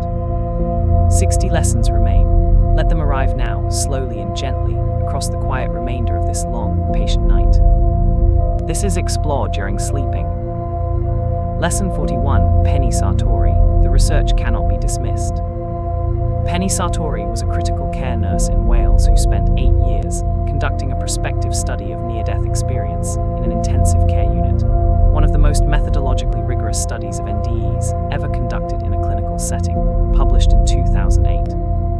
Her study was prospective rather than retrospective, meaning that patients were monitored from the moment of admission rather than interviewed after the fact about experiences they had already had, allowing for the specific, contemporaneous verification of details that retrospective studies cannot achieve with the same confidence. She monitored cardiac arrest patients throughout the study period, interviewed survivors about their experiences, and attempted to verify specific details that patients reported from their out-of-body perspectives, details about the specific procedures performed, the specific equipment used, the specific positions and activities of staff members during the resuscitation. What she found was that patients who reported near-death experiences consistently provided accurate details about their resuscitations that they could not have known through normal sensory means, while patients who had been unconscious but had not reported NDEs, her control group, consistently failed to accurately describe their resuscitations, offering guesses that were frequently wrong. Sartori was not a person looking to confirm any particular theory about consciousness or the afterlife. She was a nurse whose professional training had made her deeply skeptical of claims that exceeded the evidence. What she found, across 8 years of careful clinical research, was that the evidence she had expected to dismiss was, in fact, not dismissible, that what her patients were reporting was both internally consistent and externally verifiable in ways that standard neurological explanations failed to account for. Her research offers this collection something different from individual testimony, the specific weight of a careful, prospective, clinical study conducted by a skeptic who followed the evidence wherever it actually went. Tonight, let the honest, evidence-following skeptic who found something she did not expect be a reminder. The willingness to be changed by what you actually find is among the most important qualities available to anyone genuinely searching for what is true. Lesson 42, Rudi Ott, you are here to love. Rudi Ott was a Swiss man who suffered a heart attack in the 1980s and experienced a near-death episode during which he described, alongside the more common features of the NDE, a direct and specific communication about the purpose of his life that he received not as verbal instruction, but as a direct, unmediated understanding. The understanding, as he consistently articulated it across the years of speaking about his experience, was both simpler and more complete than anything he had previously held as a guiding principle. He was here to love, not to achieve, not to accumulate, not to be recognized or respected or remembered, not to fulfill any specific, externally defined mission. Simply to love, to bring the specific quality of genuine, warm, attentive care that he understood as the fundamental substance of the experience he had encountered, into the specific, ordinary, available relationships of his specific, ordinary, available daily life. He described this understanding as arriving with the specific quality of rightness that genuine recognition produces, not as a new idea he was encountering for the first time, but as something he had always known at some level and had been consistently distracted away from by the competing demands and seductions of ordinary social life. The near-death experience had not told him anything he had not, in some sense, already known. It had made it impossible to continue pretending he had not known it. He returned from his experience and reorganized his life in the specific, practical direction that the understanding suggested, becoming more present to his family, less preoccupied with his career, more willing to let what was truly important take precedence over what was merely urgent.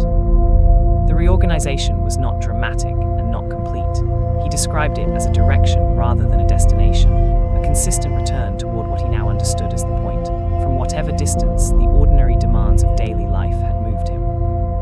Tonight, let the people you love, the specific, particular, available people in your specific, particular, available life, be the primary object of tomorrow's most genuine attention.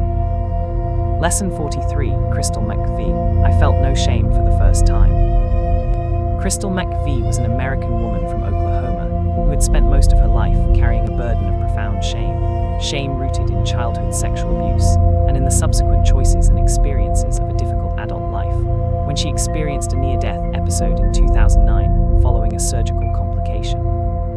She was clinically dead for approximately 9 minutes, during which she experienced what she described as a direct, complete, total dissolution of every shame she had ever carried.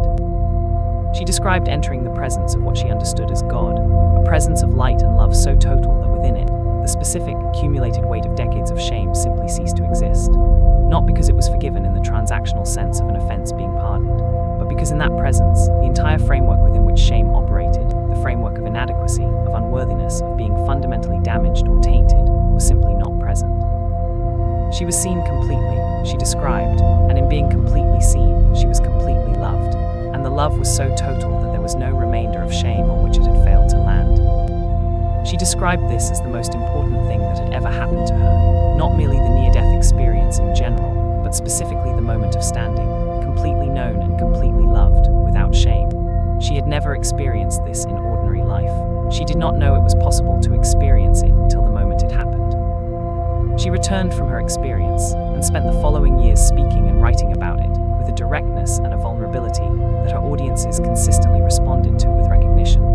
The recognition of people who also carried shame they had never been able to put down, and who found in her account permission to consider the possibility that the love available to them was larger than the shame they had accumulated.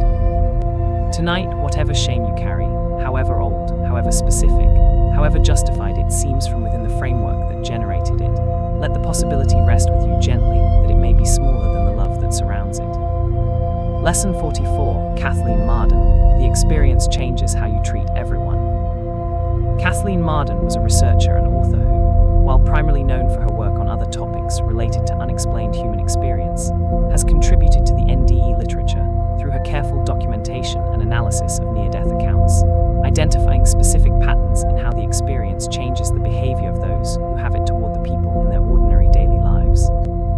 What she consistently found, across the accounts she studied, was a specific behavioral manifestation of the transformation that near-death experiences reported.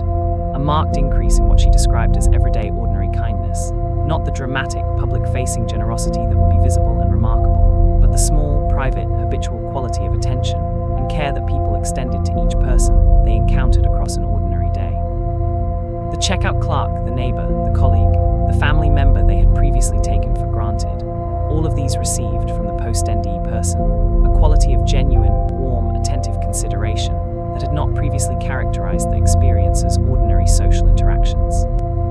This shift connected directly to what the life review had revealed to many experiences, that the ordinary interactions they had previously treated as unimportant were, from the perspective of complete understanding, among the most significant things their lives contained. Having understood this through the direct, felt experience of the life review rather than through intellectual instruction, they found themselves unable to continue treating ordinary encounters as unimportant. The practical lesson this finding offers is independent of any metaphysical commitment to the specific content of near-death accounts. Whatever the ultimate explanation for what near-death experiences encounter, what they bring back and how it changes their behavior toward other people is both observable and instructive. The transformation consistently moves in the direction of greater kindness. The direction itself is available without requiring the near-death experience that produced it. Tonight, let every person you encounter tomorrow be received with a quality of genuine attention that treats them as someone whose inner life is as real and as important as your own. Lesson 45, Erica Mackenzie. You are never alone. Erica Mackenzie was a registered nurse in the United States who in 2003 suffered a cardiac arrest and experienced a near-death episode during which she described an encounter with what she understood as divine love, an encounter whose most enduring and most practically important consequence was a specific, permanent, unshakable dissolution of the loneliness she had carried throughout her life. She had been, by her own account, a person who had experienced profound loneliness as a baseline feature of her inner life, the specific, isolating sense of being fundamentally separate from the people around her, of being known by no one in any complete or genuine sense, of moving through her life accompanied at some deep level only by herself. This loneliness had not been visible from the outside. She had friends, family, a professional life, but it had been real, persistent, and genuinely painful across the years before her near-death experience. What she encountered in her NDE, she described, dissolved this loneliness completely and permanently, not by providing specific company, not by introducing her to beings who would now accompany her, but by making directly, undeniably clear that she had never actually been alone. The love she had encountered was not something she was meeting for the first time. It had been present throughout her entire life. She understood, as continuously and as completely as it was present in the experience itself, simply unperceived, screened out by the specific limitations of ordinary consciousness, rather than genuinely absent.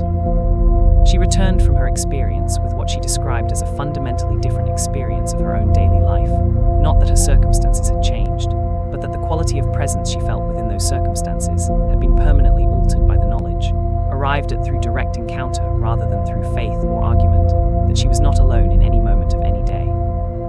Tonight, let the possibility rest with you, gently, without demand for certainty, that the love underlying your existence may have been present throughout, whether or not it has been consistently visible to you. Lesson 46, PMH Atwater, Long-Term Research Reveals Lasting Change. PMH Atwater was an American researcher who had her own near-death experiences in 1977, 3 separate NDEs within a single 3-month period, following complications from a miscarriage, and who subsequently devoted more than 4 decades to researching near-death experience, eventually producing one of the largest bodies of systematic research in the field, including a longitudinal study that followed near-death experiences for more than 30 years after their original experiences. What her long-term research documented, with a consistency that shorter-term studies could not establish, was the genuinely lasting quality of the transformations that NDEs produced. Across her sample of thousands of experiences followed over decades, the changes in values, in behavior, in relationship quality, and in fear of death that had been documented in shorter-term studies persisted, with minimal attenuation, across 30 and more years of subsequent life. People who had reported reduced fear of death immediately after their NDE still reported reduced fear of death decades later. People who had reported increased compassion for others immediately after their NDE still reported and demonstrated this compassion decades later. She also documented the specific challenges that the transformation produced, what she described as the integration problem, the specific difficulty of returning to an ordinary life and ordinary relationships with a set of values and perceptions that had been dramatically altered while everyone around the experiencer remained unchanged. Many NDE survivors she studied described struggling, sometimes for years, with the specific challenge of inhabiting the ordinary world with the extraordinary understanding they had brought back from it, of finding ways to live, genuinely and sustainably, from what they now knew. Her research offers this collection the specific authority of longitudinal data, the evidence, gathered across decades of careful follow-up, that what near-death experience produces is not a temporary emotional response to a dramatic event, but a genuine, lasting transformation of the kind of person someone is. Tonight, let the possibility of genuine, lasting transformation, available not only through dramatic crisis, but through the patient, consistent practice of what the transformed life demonstrates, rest with you as an invitation rather than a demand. Lesson 47, Natalie Sudman, the experience was a gift, not an accident. Natalie Sudman was an American woman working as a contract administrator for the Army Corps of Engineers in Iraq, when in November 2007, the vehicle she was traveling in was hit by a bomb that left her severely injured and briefly clinically dead. She experienced a near-death episode during which she described a journey through realms of extraordinary complexity and specificity, more elaborate and more technically detailed than many accounts in the NDE literature, including what she experienced as a direct encounter with a non-physical realm of consciousness in which information was exchanged through a process more like direct knowing than anything resembling human communication.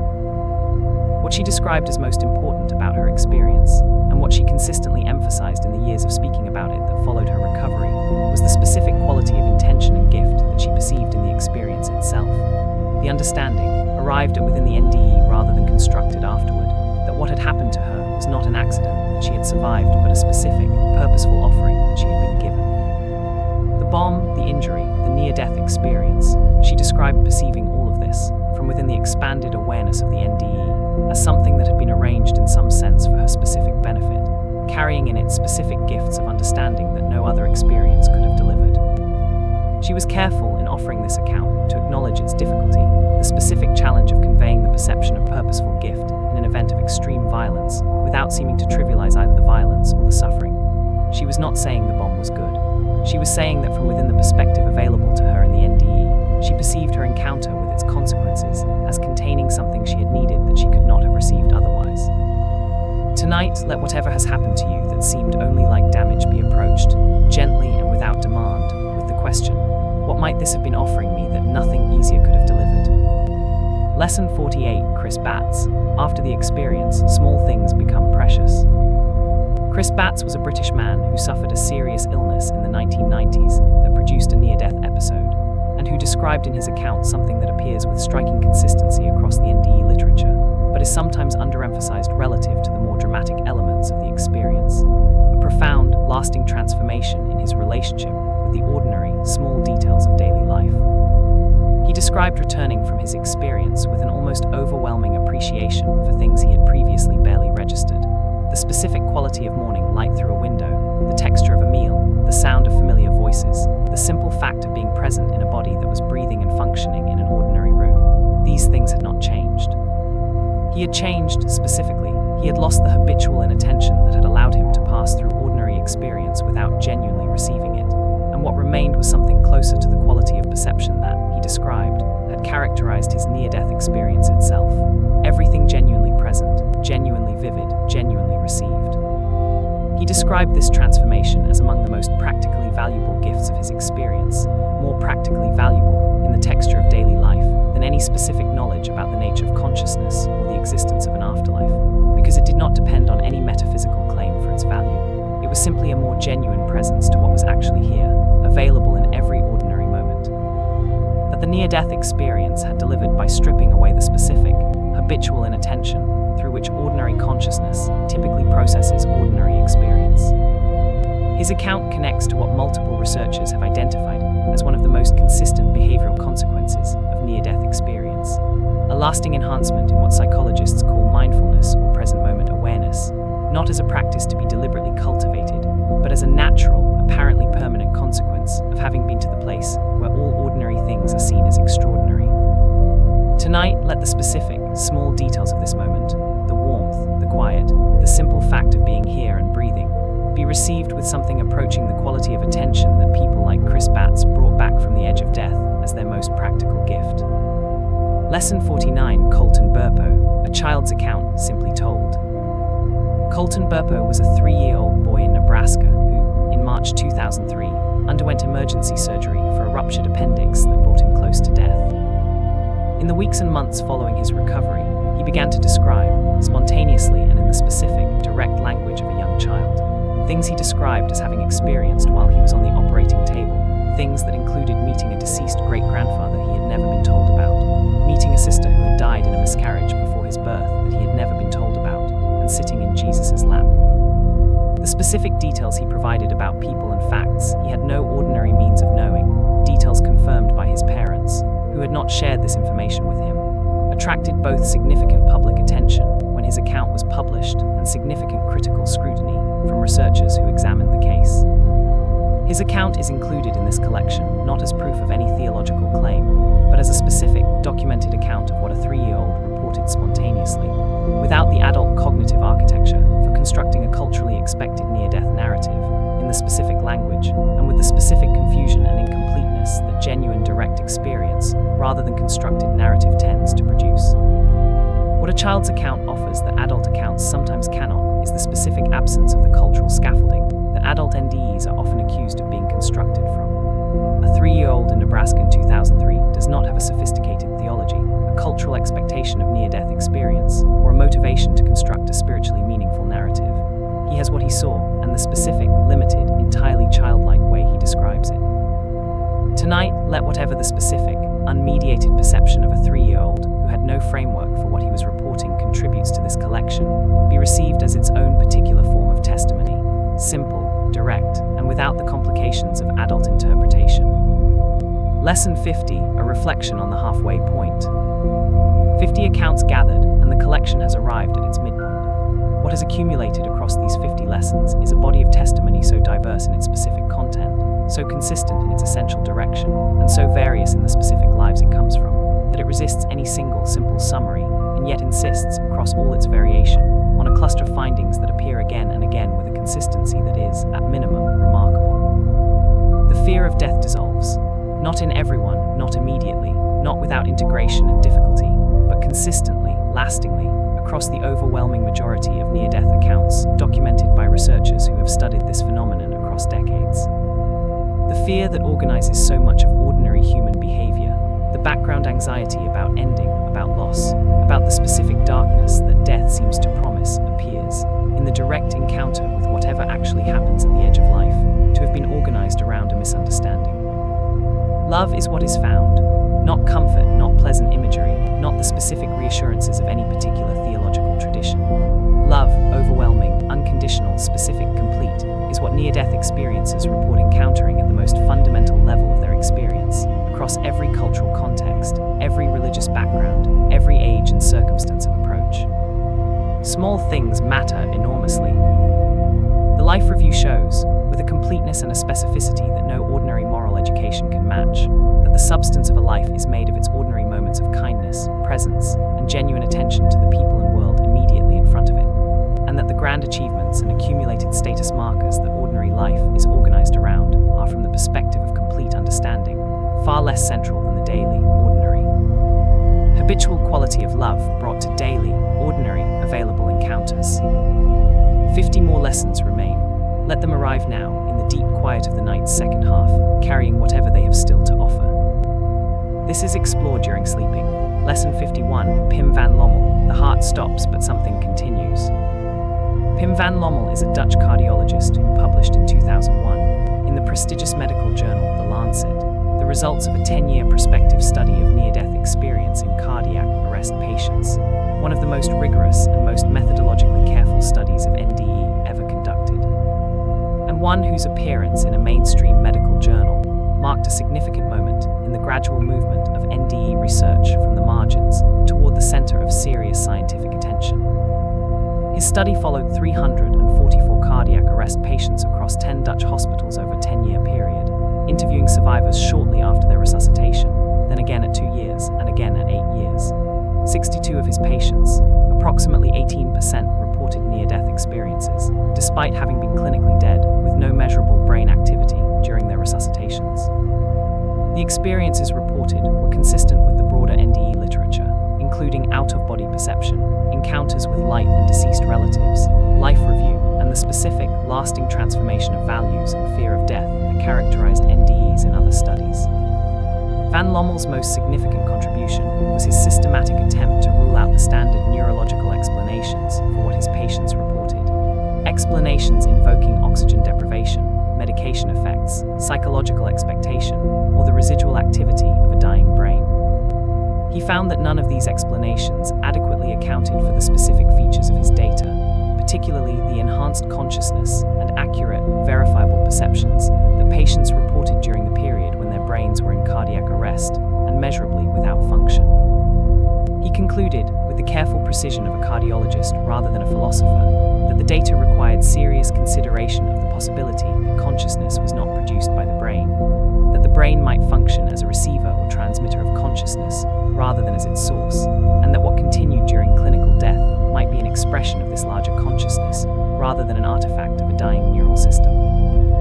Tonight, let the careful, evidence-following conclusion of a Dutch cardiologist writing in the Lancet rest, alongside the more personal testimonies this collection has gathered. The professional rigor and the personal testimony point, in the end, in the same direction. Lesson 52, Phyllis Atwater. Integration is the hardest part.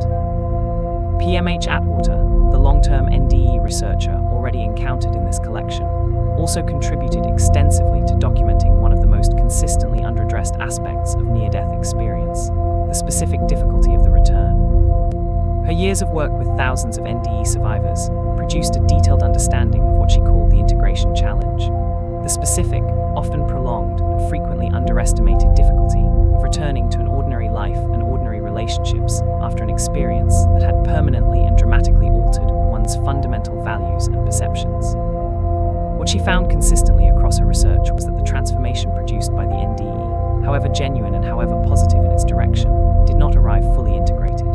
People returned with a new understanding, a new set of values, and a new relationship with what mattered, but they returned to families, friends, jobs, and social identities organized around the old understanding, the old values, and the old sense of what mattered.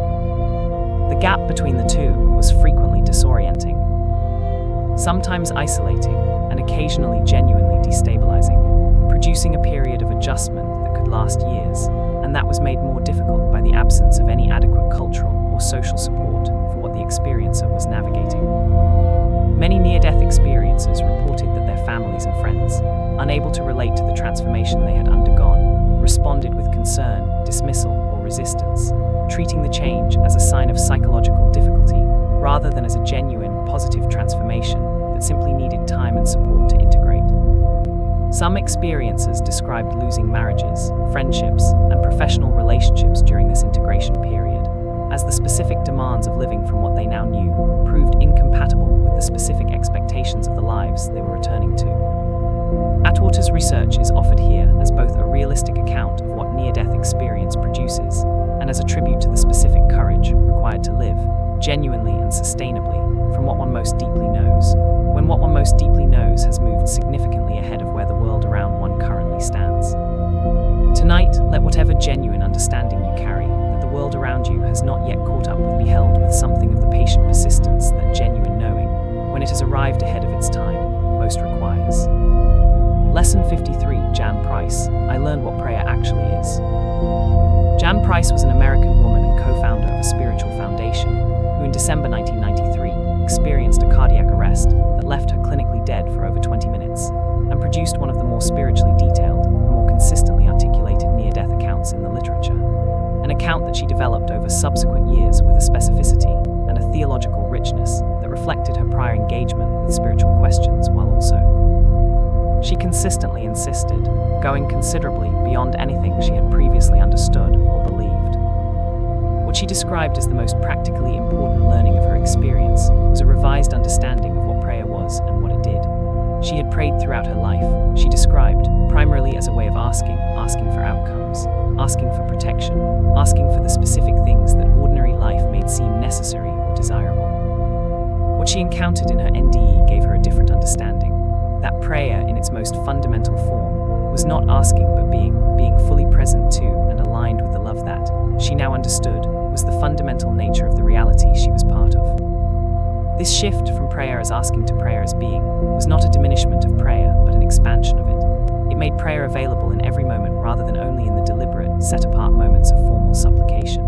It made prayer a quality of awareness available during a walk, a meal, a conversation, the specific, habitual orientation of attention toward whatever love underlies the ordinary surface of things. She returned from her experience and spent the following years speaking and writing about what she had encountered, with a specific focus on the practical, daily implications of the understanding she had brought back, how to live in ordinary moments of an ordinary life, from what she had directly known in those 20 minutes of clinical death. Tonight, let whatever practice of presence, awareness, or connection to something larger you maintain be received as itself a form of the orientation she described, whatever name you give it, in whatever form it takes in your own particular life. Lesson 54, Howard Storm, already covered. Replacing with Jeff Olson, grief and gratitude can coexist.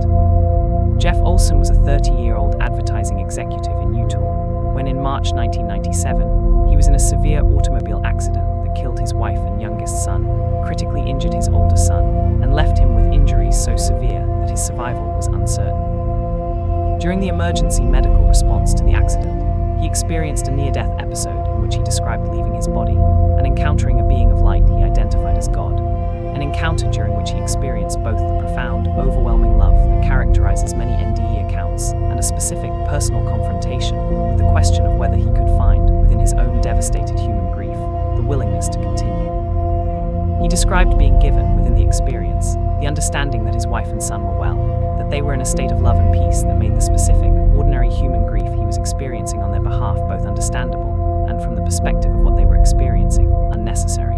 He was not told his grief was wrong. He was simply shown that what he was grieving for was not the condition of those he had lost.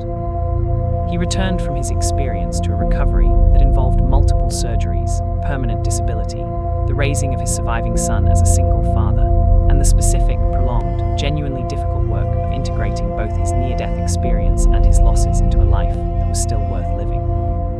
He became a speaker and author, devoting his subsequent years to the specific, practical work of helping other people navigate grief and loss, work he could do, he described, precisely because his experience had given him a genuine, direct, experiential basis for saying to people in grief, what you are grieving for may be in a better place than you can currently imagine.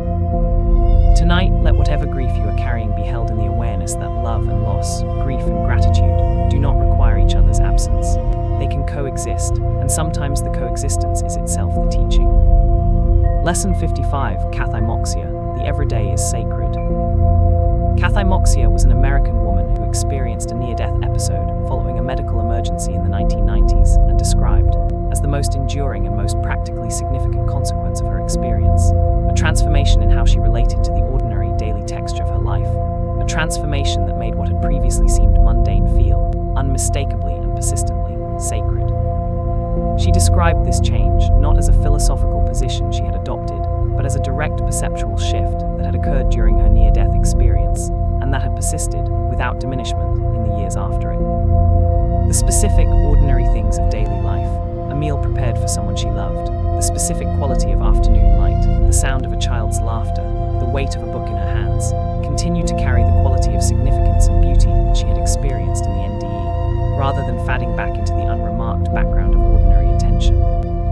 She described this shift as the gift she would most want to offer other people if she could, not the dramatic elements of her experience, which were difficult to convey and impossible to transfer, but this specific, quiet, available perception of the ordinary as sacred, which was in principle available to anyone willing to bring genuine attention to what was actually present rather than passing through it in the habitual inattention of ordinary consciousness.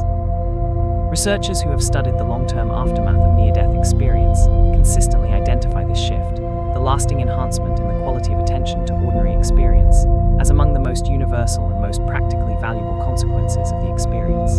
It does not require any specific metaphysical belief for its value. It simply requires genuine, sustained, unmediated attention to what is actually here.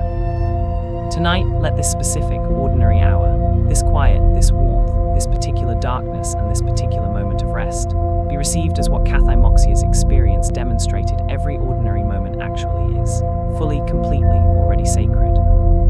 Lesson 56, Elaine Durham. I understood the importance of every relationship.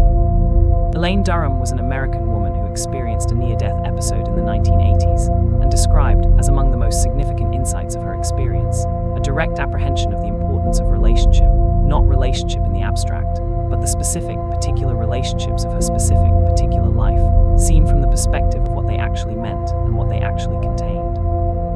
She described within her experience, understanding that every relationship she had formed, however brief, however casual, however apparently insignificant from the perspective of ordinary social life, had been genuinely significant. The person she had met once at a party and never seen again. The colleague she had known superficially for years, without genuine curiosity about their inner life. The family member whose presence she had taken for granted across decades of ordinary proximity. All of these, from the perspective available in her NDE, were genuinely important, containing genuine significance, genuine possibility for love, genuine meaning, that the habits of ordinary inattention had kept largely inaccessible. She returned from her experience with what she described as a specific, sustained orientation toward the people in her life as genuinely worth knowing. An orientation that expressed itself in greater patience, greater genuine curiosity, and a specific, habitual willingness to be more fully present to whoever happened to be in her company at any given moment than she had previously thought necessary. Her account connects to the life review findings documented throughout this collection, the consistent finding that what the review reveals is that relationships, even the most seemingly casual ones, contain more significance than the habits of ordinary inattention allow us to perceive.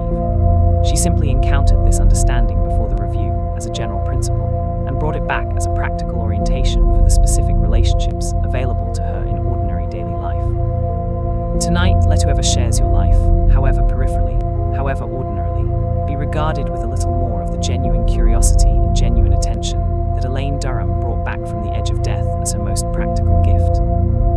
Lesson 57, Sandra Rogers, I Stopped Judging.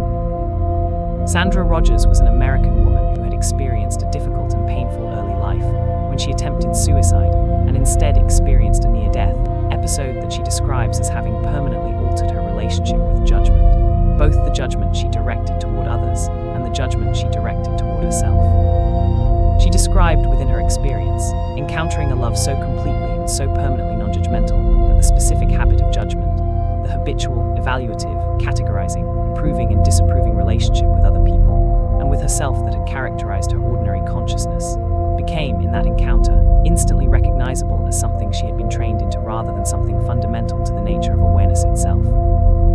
She returned from her experience with what she described as a dramatic reduction in her habitual, reflexive judgment of other people. A reduction that she experienced not as a moral achievement she had earned through spiritual effort, but as a direct, practical consequence of having encountered love in its non-judgmental form and recognized, through direct contrast, how much of her ordinary mental activity had been devoted to evaluation and comparison. She also described, with considerable emphasis, a reduction in the judgment she directed at herself, the specific, habitual, often harsh self-evaluation that had contributed to the circumstances that had brought her to the edge of death in the first place.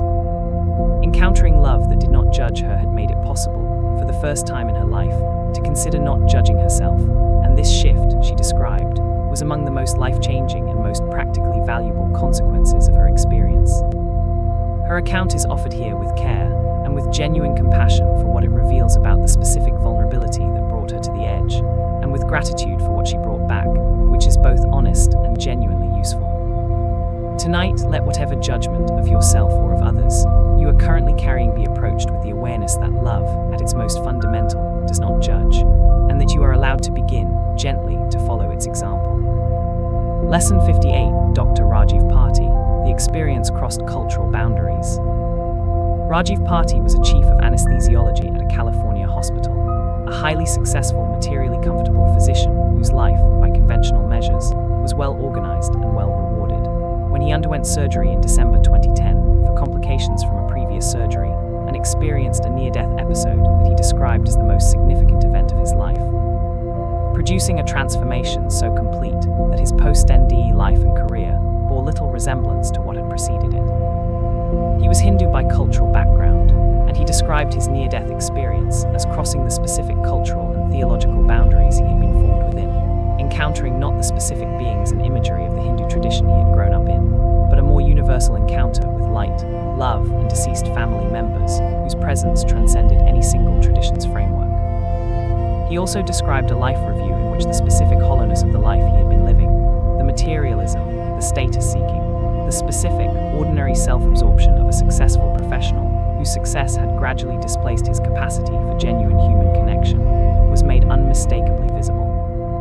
He returned from his experience and spent the following years systematically dismantling the life he had built, not because it was wrong in the moralistic sense, but because his experience had made unmistakably clear that it was not what he was actually here for. He closed his anesthesiology practice, retrained in integrative medicine and consciousness research, and devoted his subsequent years to working at the intersection of conventional medicine and the broader questions about consciousness and healing that his NDE had raised. His account is notable for what it demonstrates about the universality of the experience across cultural and religious backgrounds, that the encounter with love and light and transformation at the edge of death does not appear to be delivered in the specific packaging of any single tradition, but arrives in a form that exceeds and encompasses whatever framework the experiencer brings to it. Tonight, let whatever specific framework you carry toward questions of meaning and death be held with a gentle openness, that what is most fundamentally real may be larger than any single tradition's container. Lesson 59, Amy Call, Time Does Not Exist There the Way It Does Here. Amy Call was an American woman who experienced a near-death episode and described, as among the most striking and most difficult to articulate features of her experience, a fundamentally different relationship with time, a relationship so different from ordinary temporal experience that the ordinary vocabulary of before and after, duration and sequence, felt entirely inadequate to describe what she had encountered. She described the experience as existing outside of time in the specific sense that all events seemed simultaneously present, past, present, and future, not as sequential points on a line, but as simultaneous aspects of a single, complete whole that was entirely available all at once. This experience of time, or of the absence of time in its ordinary sequential form, is one of the most consistently reported and most philosophically challenging features of near-death accounts across the literature, appearing with sufficient frequency that researchers have documented it as a genuine characteristic of the NDE rather than an individual anomaly. She described this timelessness not as disorienting or frightening, but as the most natural experience she had ever had, as though the sequential, moment-by-moment experience of time that characterizes ordinary embodied consciousness was the anomaly, and this simultaneous, whole-at-once experience was what reality actually looked like when the specific constraints of embodied temporal experience were temporally removed. She returned to ordinary time with a specific, lasting awareness of its constructed quality, not that ordinary time was unreal, but that it was a specific, useful, limited way of experiencing a reality whose actual nature was considerably more spacious and less constraining than ordinary temporal experience suggested. This awareness produced in her daily life a reduced urgency about time, a less anxious, more patient, more genuinely present relationship with the specific moment she was actually in rather than the past moments she was processing or the future moments she was anticipating. Tonight, let this moment, ungoverned for once by urgency about what has not yet happened or what can no longer be changed, be inhabited with something of the spaciousness that Amy Cole glimpsed in the place where time works differently. Lesson 60, a reflection on the sixth arc. 60 lessons gathered now, and 40 remain. This sixth arc has continued widening the collection's portrait of near-death experience through multiple distinct lenses. Pim van Lommel's prospective clinical study in The Lancet, the most methodologically careful medical research in the field, producing findings that challenged conventional neuroscience's account of consciousness. PMH Atwater's documentation of the integration challenge, the specific, prolonged, underestimated difficulty of returning to ordinary life with an extraordinary understanding. Jan Price's revised understanding of prayer as being rather than asking.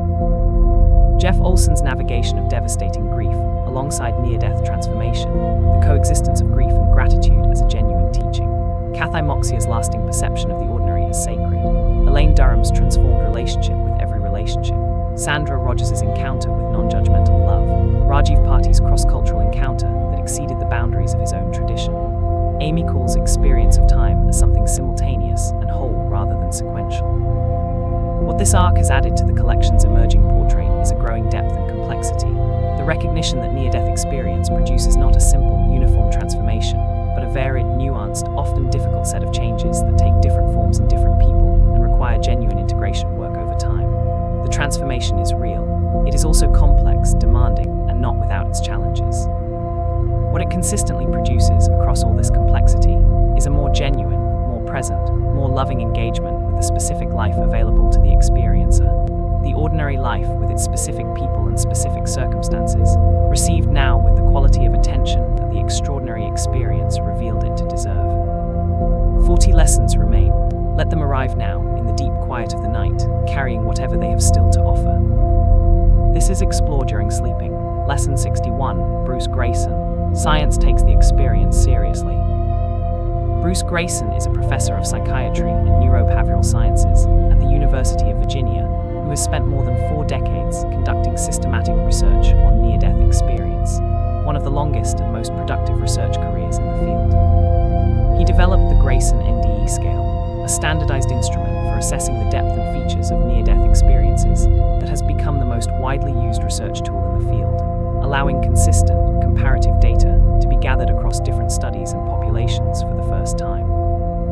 His research has consistently found that near-death experiences are associated with lasting, measurable changes in psychological functioning, reduced fear of death, increased compassion, reduced materialism, increased sense of purpose, that are genuinely distinct from the changes produced by other psychologically intense experiences, including serious illness and near-death episodes that do not include an NDE. The NDE produces something specific that the proximity to death alone does not produce, suggesting that what matters is the content of the experience rather than simply the circumstances that surrounded it. He has also contributed significantly to the research literature on shared death experiences, accounts from people who were present at another person's death, not near death themselves, and who reported experiencing elements of what appeared to be the dying person's transition. These accounts, gathered across multiple studies, suggest that the phenomena associated with NDE are not exclusively a feature of the individual's own brain states during physiological crisis, but may involve dimensions of experience that extend beyond the individual nervous system. Grayson has approached his research throughout his career with a combination of genuine scientific rigor and genuine intellectual humility, declining to draw metaphysical conclusions that his data does not support, while also declining to dismiss findings that his data consistently produces. His decades of careful work have made it considerably more difficult for mainstream science to dismiss near-death experience as mere neurological artifact, without engaging seriously with the specific evidence he and his colleagues have assembled. Tonight, let the careful, patient, decades-long work of a scientist who followed the evidence wherever it actually went be a quiet reminder that honest inquiry and genuine openness are always available as orientations in whatever domain of life one is navigating. Lesson 62, Joanna Probst. I came back knowing my purpose.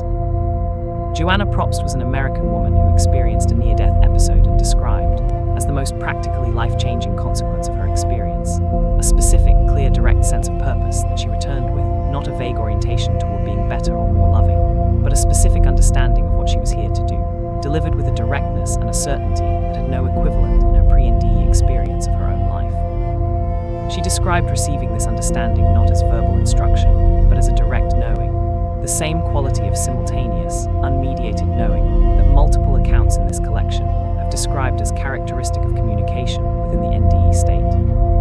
What she knew was specific enough to be actionable and broad enough to encompass many specific forms of expression, a sense of being here to help specific kinds of people with specific kinds of suffering, communicated with enough clarity that the general direction was unmistakable, even when specific details remained to be worked out.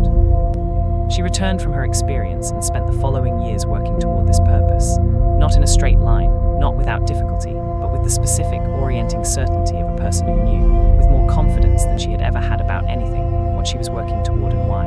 The purpose did not make the work easy.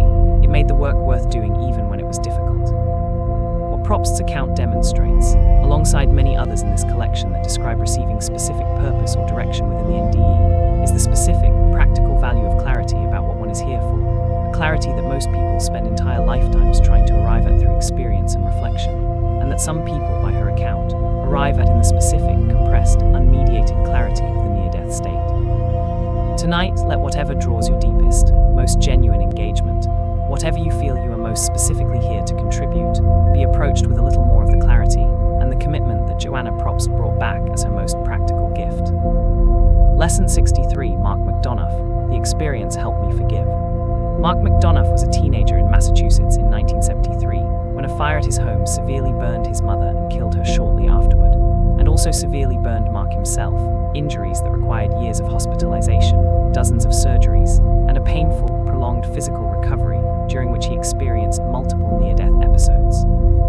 These episodes, occurring across a period of extended medical crisis, produced not a single dramatic NDE, but a series of encounters with the light and the love that characterizes the near-death state, encounters that, across their accumulated effect, produced in him a specific, gradual capacity for forgiveness that the circumstances of his life might otherwise have made impossible. He described the specific, practical challenge his situation presented for forgiveness, a fire that had killed his mother and permanently scarred his own body, a cause that was known and identified, and the specific, ordinary human experience of grief and anger that the loss and the physical suffering inevitably generated. The forgiveness he eventually arrived at was not quick and was not easy. He was careful to emphasize this, distinguishing genuine forgiveness from performed magnanimity or premature resolution. It was the product of years of integration, and it was made possible, he described, by what the near-death encounters had given him. A direct, experiential understanding of the love that underlay the universe, and the specific, practical implication that this love extended to the person responsible for the fire as completely as it extended to himself. He became a physician, devoting his career to working with burn patients, people who had experienced the specific, violent, involuntary transformation of their bodies that he had known himself, and who needed the specific, experiential understanding of someone who had genuinely been there rather than someone who could only imagine it from outside. Tonight, let whatever forgiveness remains unachieved in your own life be approached with the awareness that it is not a single act but a long practice, and that the love available to you to draw on for this practice may be considerably larger than you have yet fully accessed. Lesson 64, Ellen Dye. The universe is perfectly organized. Ellen Dye was an American woman who experienced a near-death episode in 1985 during surgery and described as the most cosmologically significant element of her experience, a direct apprehension of what she called the perfect organization of the universe, not organization in the mechanical, deterministic sense of a clock or a machine, but organization in the sense of a living whole in which every element had its place and its function, and in which the apparent disorder and suffering of ordinary human experience resolved from the expanded perspective available in the NDE into a coherent, purposive, genuinely benevolent whole. She described understanding within the experience that what appeared from within ordinary consciousness as randomness, injustice, or meaningless suffering was not actually random, but was part of a pattern too large and too complex to be perceived from within the limited vantage point of any individual embodied consciousness, like a tapestry that looks like chaos from within the weaving, but reveals its pattern only when viewed from a distance sufficient to encompass the whole. She was careful in the years of speaking and writing about her experience that followed to acknowledge the specific difficulty of this understanding, the specific challenge of taking it seriously without using it as a spiritual bypass for genuine suffering, without allowing the perception of ultimate order to produce a premature acceptance of specific, changeable injustices that genuine compassion required engaging with rather than rationalizing away. The understanding, she described, was not an argument against trying to reduce suffering. It was a foundation for doing so without being destroyed by what could not immediately be changed. She returned from her experience as an author and speaker focusing on consciousness and transformation, and she described the specific, practical gift of the understanding as a sustained capacity for equanimity, not the absence of grief or anger about what was difficult, but a background confidence in the fundamental benevolence of the whole that prevented specific difficulties from becoming permanently overwhelming. Tonight, let the possibility of a pattern too large to be fully visible from your current vantage point rest gently alongside whatever in your life currently appears only as disorder or difficulty. Lesson 65, Nancy Dennison, I absorbed all knowledge. Nancy Dennison was an attorney in the United States who experienced a near-death episode during a medical procedure in 1994 and described, as among the most remarkable features of her experience, what she called an absorption of all knowledge, a direct, complete, simultaneous access to understanding so total that it encompassed, she described, everything that was knowable about the nature of existence, consciousness, and the universe. This quality of omniscient knowing within the NDE state, described in varying terms by multiple experiences in this collection, appears with sufficient frequency in the NDE literature that it represents one of the documented features of the experience rather than an individual anomaly. The knowing is consistently described as simultaneous rather than sequential, as direct rather than mediated through language or concept, and as total rather than partial, access to complete understanding rather than to specific information. What makes Dennison's account distinctive is the specific, persistent frustration she describes in the aftermath of the experience. The specific, painful awareness of having had access to total understanding, and of having lost it almost entirely upon returning to ordinary consciousness, like waking from a dream that was more real than waking life, and being able to retain only fragments. She describes the post-NDE work of her life as an attempt to recover and articulate whatever fragments of that understanding could be translated into the specific, sequential, language-dependent medium of ordinary human communication, an attempt that she describes as fundamentally inadequate to the original, while also representing the only form of transmission available within the specific limitations of ordinary embodied consciousness. Her account offers this collection a particular humility about the limits of what can be conveyed about the near-death experience in any verbal account, including this one, and a particular appreciation for the gap between what is directly known in the moment of genuine encounter and what any subsequent telling can adequately capture. Tonight, let whatever cannot be fully expressed about your own most genuine inner knowing, whatever you understand more directly than you can say, be held with something of Nancy Dennison's respect for what exceeds language. Lesson 66, Karen Schiefer, I return knowing love is the answer.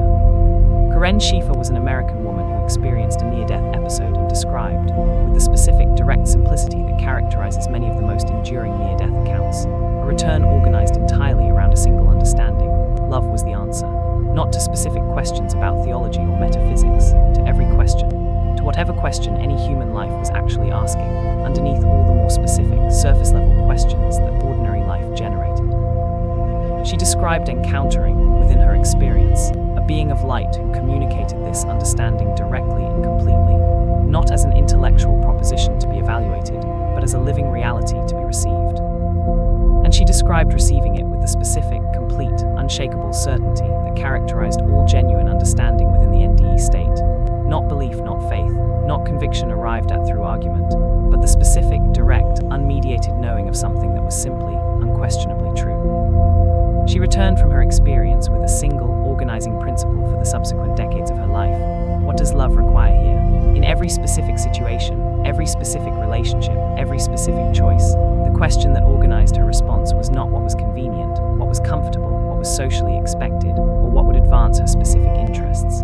It was what love required. This single question, applied consistently across decades of ordinary life, produced the specific behavioral transformation that near-death researchers consistently document. Reduced self-preoccupation, increased genuine attention to others, more patient and more genuinely present engagement with the specific people in her specific life, and the particular quality of warmth that people who knew her consistently described as among the most characteristic features of her presence. Tonight, let the single, organizing question she brought back be available to you as well, not as a demand or a standard, but as a quiet, practical guide. What does love require here? Lesson 67, Dwayne Swear, The Physical World is a School. Dwayne Swear was an American man who experienced a near-death episode and described, as among the most specifically useful understandings he brought back from it, the perception of the physical world as a specific, purposive learning environment, a school, in the direct sense of a place designed for the acquisition of understanding that cannot be acquired in any other way. He described encountering, within his experience, the understanding that the specific challenges, difficulties, relationships, and experiences of embodied physical life were not random or merely unfortunate, but were in some sense precisely the specific curriculum most suited to the specific learning that his consciousness was undertaking. The difficult relationships, the specific failures, the losses, and the frustrations, these were not punishments or accidents, but were from the perspective available to him within the NDE, the specific educational material most directly suited to what he most needed to learn. He was careful in articulating this understanding to distinguish it from the specific, damaging forms of spiritual bypassing that can arise from similar frameworks, the use of everything happens for a reason, as a way of avoiding genuine engagement with genuine suffering, or as a justification for accepting specific, changeable injustices rather than working to address them. The school metaphor he described was not an argument for passive acceptance of whatever happened. It was an orientation toward genuine engagement, with difficulty as material rather than mere obstacle. He returned from his experience with a specific, practical curiosity about the difficult elements of his life, a genuine question about what each specific difficulty was offering him to understand and to develop, rather than the more purely reactive experience of difficulty as simply unwelcome. This orientation did not make the difficulties easier, it made them more generative. Tonight, let whatever is most difficult in your current life be approached with the specific, curious question: what might this be here to teach me that nothing easier could have delivered? Lesson 68, Danian Brinkley returns, the third strike. Danian Brinkley, already encountered in this collection for his first near-death experience in 1975, experienced two subsequent near-death episodes, one in 1989 and another in 2001, making him one of the most extensively documented multiple NDE experiences in the literature. His three separate encounters with the near-death state, occurring across more than 2 decades of a single human life, offer a specific, longitudinal perspective on what repeated near-death experiences produce that individual accounts cannot provide. What he described across the 3 experiences was not repetition, but deepening, each encounter adding dimension and specificity to what the previous one had initiated, each one producing its own transformation that extended and developed what the previous one had built.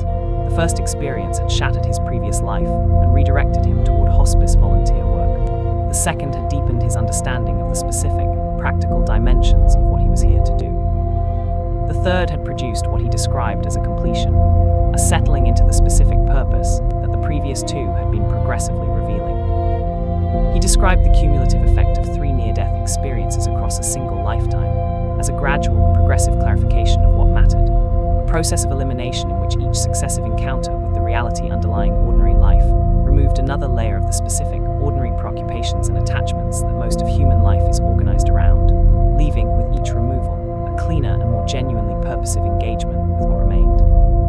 By his third experience, he described, very little remained that he was unwilling to release. The process of clarification had reached a point where the specific, ordinary attachments that had organized most of his pre-NDE life were genuinely, not just theoretically, secondary to the specific, clear understanding of what he was actually here for. Tonight, let whatever ordinary attachments are currently organizing your life be held with the genuine question: if I knew with complete certainty what I was actually here for, what would I be willing to release in order to give it my full attention? Lesson 69, Elizabeth Taylor. Even celebrities have been there. Elizabeth Taylor, the film actress who was one of the most famous people in the world for most of the second half of the 20th century, was known to have spoken publicly about a near-death experience she underwent during a serious illness in the 1960s, a period during which she had come close to death from pneumonia and had been revived after her heart stopped. She described encountering, during this episode, a light of extraordinary quality and a quality of peace so complete that returning to ordinary life had required a genuine act of will. She's included in this collection not as a star whose fame lends credibility to the experience. The experience does not require celebrity endorsement, but as a reminder that near-death experience happens to people across every social circumstance, every level of fame or obscurity, every degree of wealth or poverty, every cultural and professional background. The proximity to death that produces the NDE does not distinguish between the famous and the unknown, the powerful and the marginalized, the spiritually prepared and the completely unprepared. What Taylor described in the public account she gave of her experience was consistent with what the shop worker, the nurse, the geologist, the attorney, and the child have described across this collection's previous 68 lessons: the light, the peace, the specific, complete love, and the unwillingness to return. The consistency of this description across such vast differences of circumstance and character is itself among the most instructive features of the near-death experience as a phenomenon. Her account also offers something specifically relevant to the more famous figures in any era: the specific, direct humility that comes from encountering something for which fame, wealth, and status provide absolutely no preparation or advantage. The light, she described, received her as what she was, not as who she was publicly considered to be. Tonight, let whatever identity or status you carry into your ordinary day be held a little more lightly, as something that the most important encounters of a human life tend to render, with considerable gentleness, entirely beside the point. Lesson 70, a reflection on the seventh arc. 70 lessons gathered, and 30 remain. This seventh arc has continued the collection's patient, varied, increasingly specific portrait of what the near-death experience reveals and what it produces.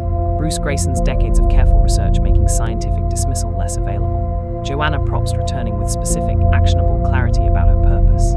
Mark McDonough's years-long, genuinely difficult journey toward forgiveness, supported by what his near-death encounters had given him. Ellen Dye's apprehension of a universe perfectly organized in ways too large to be fully visible from within any individual embodied perspective.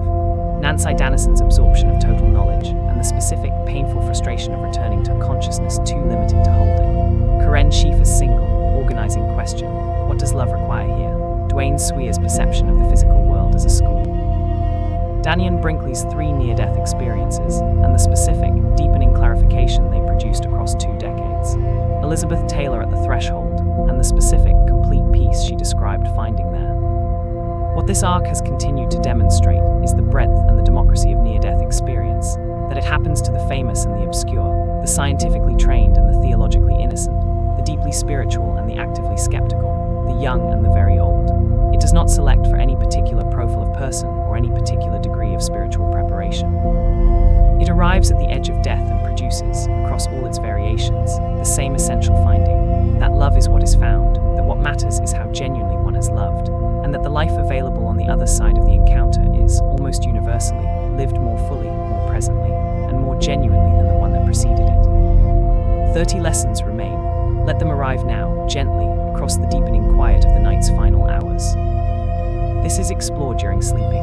Lesson 71, Michael Sabom, a cardiologist becomes a believer. Michael Sabom was a cardiologist in Atlanta, Georgia, who in 1977 was skeptical when a colleague suggested he investigate near-death experiences, skeptical enough that he initially undertook the investigation specifically to disprove them.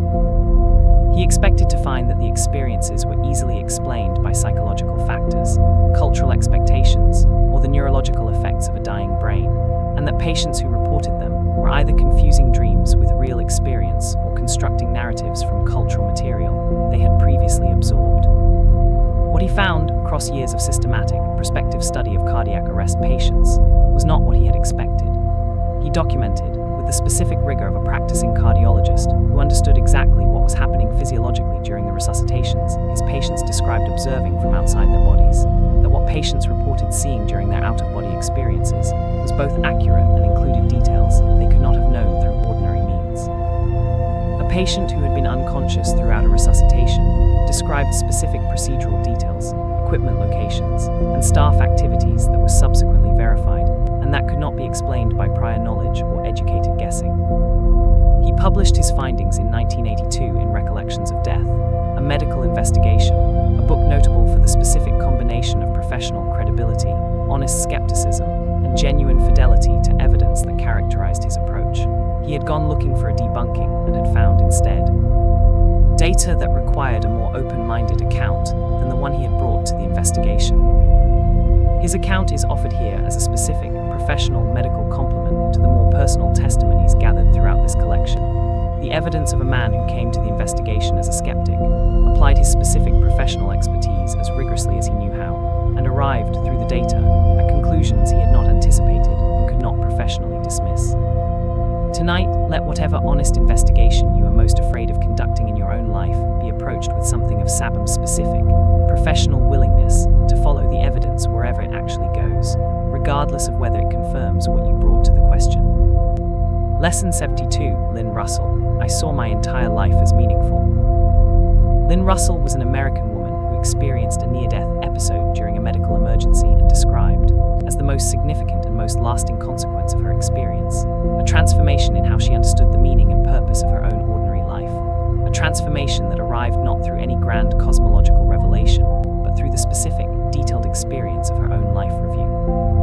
What she encountered in the review she described was the complete, detailed, sequential unfolding of her own life, not as she had subjectively experienced it from within, but as it actually was, with the full, interconnected context of all the consequences and ripple effects and relationships that had extended outward from each specific action and choice and encounter.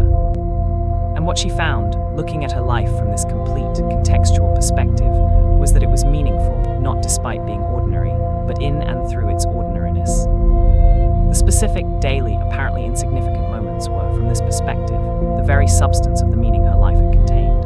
The morning routines, the ordinary conversations, the specific kindnesses she had extended without noticing, the specific impact she had had on people whose lives had briefly intersected with hers, and then moved on, all of this had mattered, in ways she had been unable to perceive from within the limited perspective of ordinary daily experience.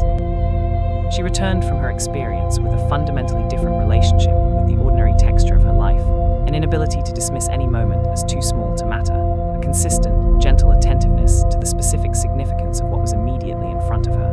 The life review had shown her that ordinary life was not waiting to become meaningful. It had been meaningful all along. Tonight, let this specific, ordinary moment, this breath, this quiet, this particular configuration of your particular life, be received as something that, from a sufficiently complete perspective, may already be entirely, perfectly meaningful. Lesson 73, Raylene Lemay.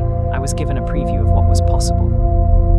Raylene Lemay was a Canadian woman who experienced a near-death episode and described, as among the most personally significant elements of her experience, being shown, or understanding, through direct apprehension rather than explicit showing, something she interpreted as a preview of what was possible for her life if she returned and fully inhabited it. What she encountered was not a specific script for her future, but something more like a direct perception of the potential her life contained, the specific, genuine possibility available to her if she returned with the quality of full, present, genuinely loving engagement that she now understood the life she was returning to deserved. She described it as being shown the version of her life that would come into being if she chose to really live it, not a guaranteed outcome, but a genuine possibility, contingent on her own genuine commitment to inhabiting her life as fully as she now understood it warranted. She returned from her experience with what she described as a specific, personal urgency, not the anxious urgency of someone running out of time, but the engaged urgency of someone who had been shown something worth working toward and who found, for the first time, that her own life was interesting and important enough to be worth her full, genuine, sustained engagement.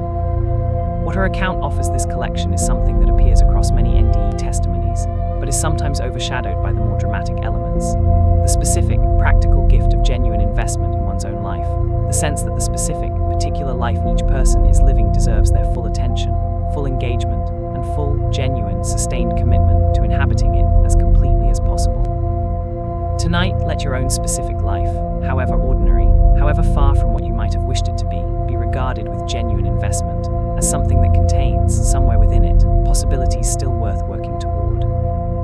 Lesson 74, Janice Holden, Veridical Perception is the Key Evidence.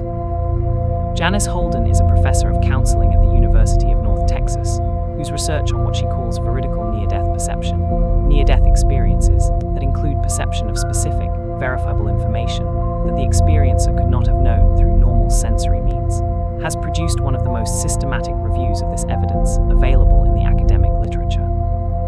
Her review, published in 2009, examined 107 cases of apparently veridical perception during near-death episodes that had been reported across the literature, assessing each case for the specific quality of the evidence it provided.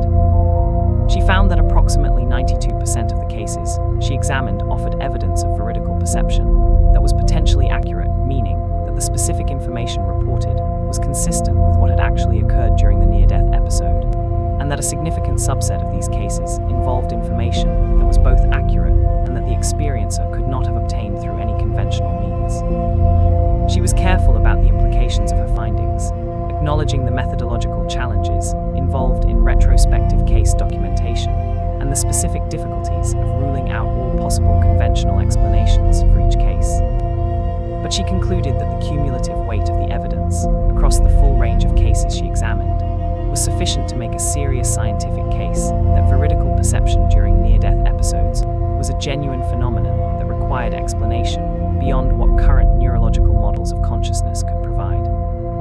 Her research, alongside that of Sabam, Sartori, Van Lommel, and the other clinical researchers documented in this collection, contributes to an increasingly substantial body of evidence that near-death experience is not adequately explained by existing neurological accounts, and that its consistent, cross-cultural, verifiably accurate features deserve the serious, sustained scientific attention that a growing number of researchers are now devoting to them. Tonight, let the accumulation of careful, verified, published scientific evidence be held as its own form of testimony, the aggregate pointing, with increasing force, in the same direction that the individual accounts have always pointed. Lesson 75, Ingrid Honkala, Even Tragedy Becomes Understandable. Ingrid Honkala was a Colombian-American oceanographer and peace advocate who experienced near-death episodes as a young child and described, across the years of reflecting on and speaking about these experiences, a quality of understanding about the nature of tragedy and suffering that had shaped her relationship with the specific difficulties of her own life and the broader suffering she observed in the world around her. What she described encountering in her childhood NDEs was not a justification for suffering. She was careful, consistently, to distinguish her understanding from any framework that rationalized pain as secretly good, or that excused human indifference to suffering on the grounds that it served some larger purpose. What she described instead was a specific, expanded context for suffering, a perception, available within the NDE state, of the specific ways in which even the most apparently senseless tragedy was embedded within a larger pattern of meaning and learning that ordinary consciousness could not fully access.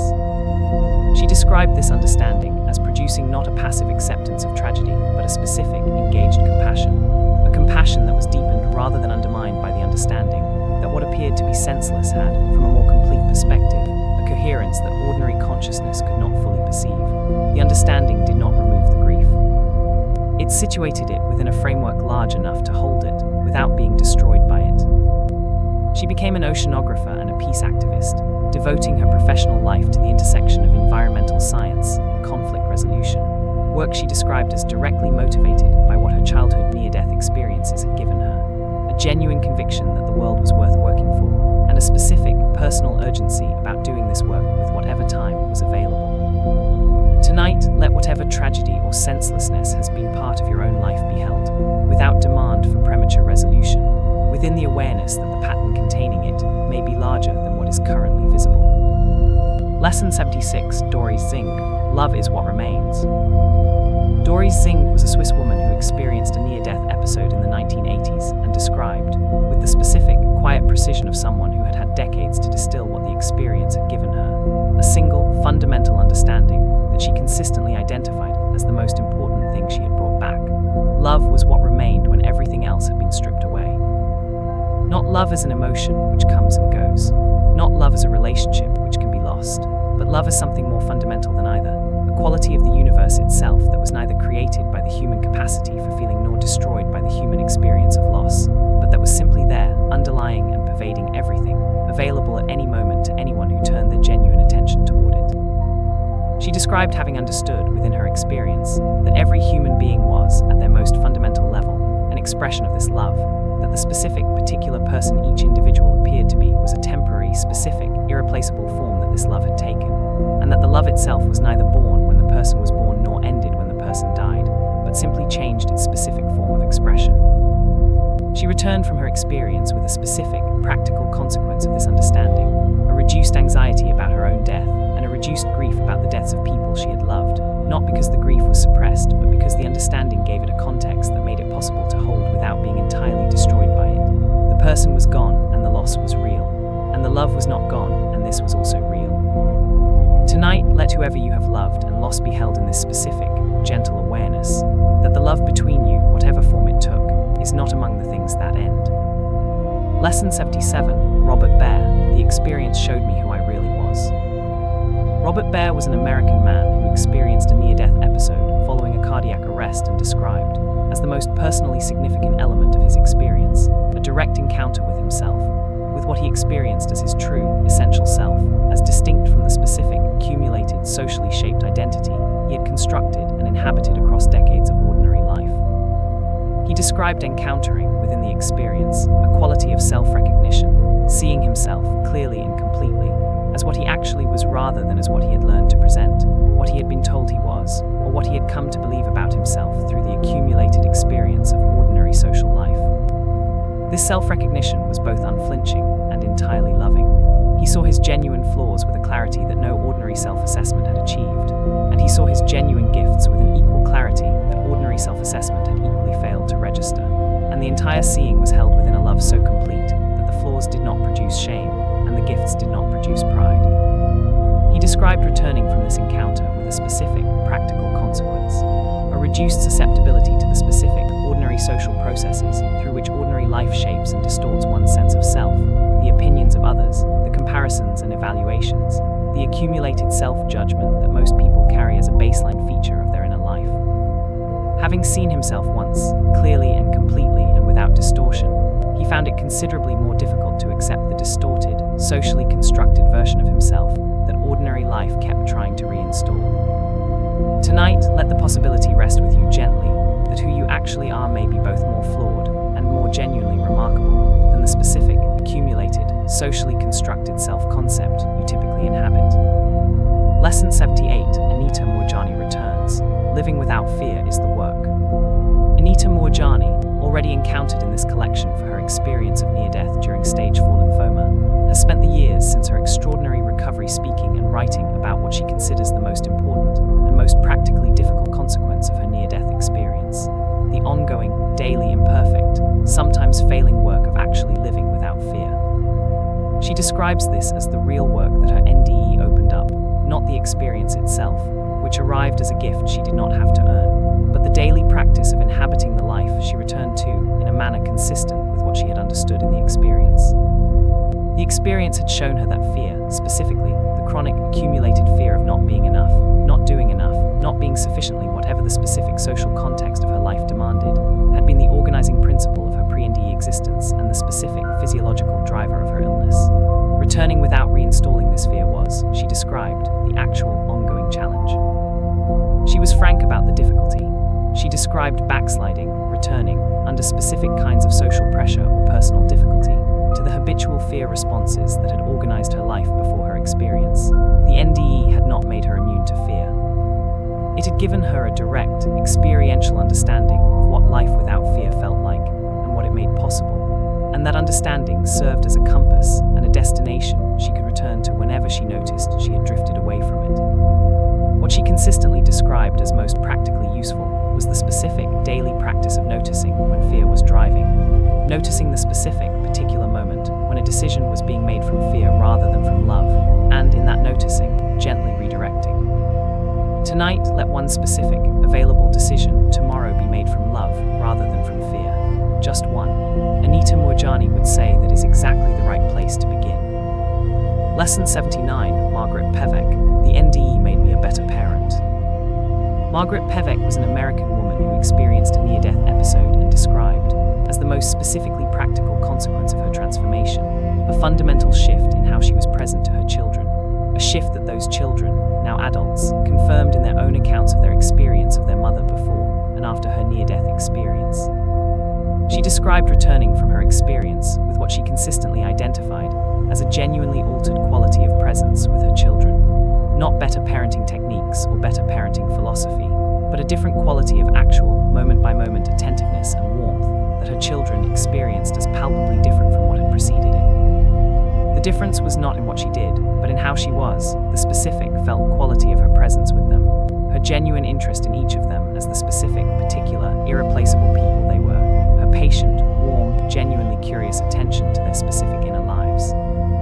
She attributed this shift directly to what her near-death experience had shown her about the life review. Specifically, the understanding that the quality of her presence with her children across the ordinary, daily, unremarkable moments of their growing up was the substance of the life she would eventually review, and that what would matter was not the specific achievements or the specific events she had organized for them, but the specific, habitual quality of love and attention she had brought to the 10,000 ordinary moments that no one would remember individually, but that constituted, in aggregate, the actual relationship they would carry forward. Tonight, let whoever most needs your genuine presence tomorrow, your child, your partner, your parent, your friend, receive it with the quality of attention that Margaret Pevek brought back from the edge of life as her most specific, most practical, most enduring gift. Lesson 80, a reflection on the 8th arc. 80 lessons gathered, and 20 remain. Michael Sabom, the skeptic who went looking for a debunking and found data he could not professionally dismiss. Lynn Russell seeing her ordinary life as entirely meaningful from the complete perspective of her life review. Raylene Lemay shown a preview of what was possible if she returned to genuinely inhabit her life. Janice Holden's systematic review establishing that veridical near-death perception is real and documented and scientifically serious. Ingrid Honkala finding in tragedy not justification, but an expanded context that made engaged compassion possible. Dory's Zing understanding that love is what remains when everything else has been stripped away. Robert Bear encountering his true, essential, completely seen and completely loved self. Anita Moorjani returning for a second lesson on the ongoing, daily, imperfect work of living without fear. Margaret Pevek's children confirming the palpable, observable, lasting transformation in her quality of presence. This 8th arc has added to the collection's portrait is a specific, practical texture, the daily, imperfect, ongoing reality of what living from what one has encountered in near-death experience actually requires. Not the dramatic encounter itself, which arrives as a gift, but the sustained, patient, daily work of actually inhabiting what the encounter showed was possible. A work that all of the people in this collection describe as the genuine challenge and the genuine practice of their transformed lives. 20 lessons remain. Let them arrive now, in the final quiet of this long night, carrying whatever completion they have to offer. This is explored during sleeping. Lesson 81, Peter Panagore. Beauty is everywhere once you know where to look. Peter Panagore was a young seminarian and wilderness guide in Canada who in 1984, while completing a difficult winter ice climb in Banff National Park, suffered severe hypothermia and experienced a near-death episode during which he described leaving his body, moving into light, and encountering a quality of beauty so overwhelming and so total that returning to ordinary embodied life required what he described as a genuine act of will and genuine grief. What he brought back from this encounter was not primarily theological conviction or philosophical understanding, but a specific, lasting perceptual gift, the capacity to see beauty in the ordinary world around him, with something approaching the quality of perception he had experienced in the near-death state. Not the transcendent, overwhelming beauty of that state itself. He was careful to distinguish between what he had encountered there and what was available here, but a genuine, persistent heightening of his ordinary perceptual sensitivity to the beauty present in ordinary things that had been, before his experience, available but largely unnoticed. He described this enhanced perception as among the most practically valuable gifts of his near-death encounter, more practically valuable in the daily texture of his subsequent life than any specific knowledge about what lay beyond death, because it did not depend on any specific metaphysical belief for its value. It was simply a more genuine, more attentive, more genuinely receiving relationship with the beauty that was actually already present in the ordinary world he inhabited. He became a pastor and an author, and he described every subsequent year of his life as containing, in ordinary moments, a quality of beauty that was sufficient, that provided genuine sustenance for a genuinely lived life, precisely because his near-death experience had opened his perception to what had always been there. Tonight, let one specific, ordinary, beautiful thing about this moment, the quiet, the warmth, the particular darkness of this hour, be received with something of the heightened, genuine, fully receiving attention that Peter Panagore brought back from the edge of death as one of his most lasting and most practical gifts. Lesson 82, Giuliana Cesano, connection to others is the point. Giuliana Cesano was a young Argentine woman who experienced a near-death episode following a serious illness and described, as the most specifically clarifying element of her experience, a direct understanding of why human beings existed and what their lives were fundamentally for, an understanding that arrived not as philosophical instruction, but as a direct, felt, unmediated apprehension of what had always been true. What she understood within the experience was that connection, genuine, warm, attentive, fully present connection with other human beings, was not merely a pleasant feature of a good human life, but its actual point. Not one among several goods to be balanced against each other, not a reward for other achievements, but the specific, fundamental reason for the specific, particular form that human existence took. Embodied life in relationship with other embodied lives was, in her understanding, precisely the specific school in which what most needed to be learned could only be learned, through the specific friction, the specific joy, the specific depth that genuine human relationship produced, and that no other mode of existence could equally provide. She returned from her experience with a specific, practical reorientation of her priorities, away from the individual achievements, the personal development, and the private spiritual practices that had organized much of her pre-NDE life, and toward the specific, available, ordinary relationships in front of her. Not at the expense of individual development, but with the understanding that individual development, if it was genuine, would express itself in the quality of presence and love she brought to the specific people her life made available. She described this reorientation not as a sacrifice of personal aspiration, but as a clarification of what personal aspiration was actually for. A clarification that made the specific, ordinary work of relationship feel less like a distraction from more important individual growth, and more like the actual arena in which genuine growth occurred. Tonight, let the specific people in your life, the ones available, the ones ordinary, the ones already present, be received with a little more of the genuine investment that Giuliana Cesano brought back as her most essential understanding. Lesson 83, John Audette, the research community itself was transformed. John Audette was one of the founding members of the International Association for Near-Death Studies, INDS, established in 1978, the first professional organization devoted to the systematic study of near-death experience and its implications for science, medicine, and human understanding. His account offers this collection, something different from the personal testimonies and individual research contributions that have characterized most of the preceding lessons. The perspective of someone who watched, across decades, the transformation that engagement with near-death research produced not only in individual experiences, but in the researchers and professionals who devoted their careers to studying the phenomenon. He described a consistent pattern across the researchers, clinicians, and academics who engaged seriously with near-death experience and its evidence. A gradual, progressive transformation of their relationship with death, with consciousness, and with the meaning of their own professional work. Researchers who had entered the field as skeptics frequently emerged with profoundly altered views about the nature of consciousness and the limits of the materialist framework that organized most of Western science. Clinicians who began their engagement purely, as scientists often found that what they encountered in the evidence transformed their own relationship with mortality and with the specific, daily work of caring for people at the end of life. The field of near-death research has, across its 4 decades of organized existence, served as a specific, living demonstration of the transformative potential of genuine open-mindedness, the willingness to take seriously what one encounters even when it exceeds or challenges the frameworks one brought to the encounter. Across its history, the people most changed by near-death research have sometimes been not the experiences themselves, but the researchers who approach the evidence with enough genuine intellectual honesty to let it do what genuine evidence does to a genuinely open mind. Tonight, let whatever you have been approaching with more certainty than the evidence actually warrants be held, gently, with a little more of the genuine openness that decades of near-death research have demonstrated is both scientifically appropriate and personally transformative. Lesson 84, Stephanie Arnold, a premonition that saved her life. Stephanie Arnold was an American woman who, in April 2013, had an overwhelming premonition 6 months before the birth of her second child. A specific, detailed, insistent foreknowledge that she would die during the delivery.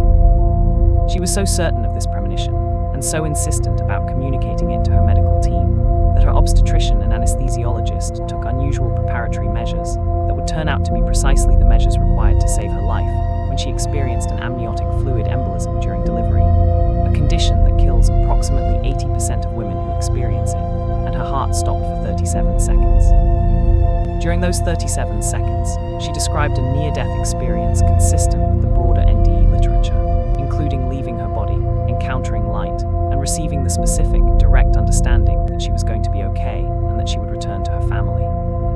The preparatory measures her medical team had taken, motivated by her specific premonition, were the direct cause of her survival, measures that would not normally have been in place for a routine delivery, and that proved essential in the specific crisis that unfolded. Her account is offered here for the specific dimension it adds to this collection, the phenomenon of pre-NDE premonition, the specific, documented cases in which individuals received accurate foreknowledge of their own near-death episodes before they occurred. This phenomenon, while less common than the NDE itself, appears with sufficient frequency in the literature to be considered a genuine feature of the broader range of experiences associated with the threshold between life and death.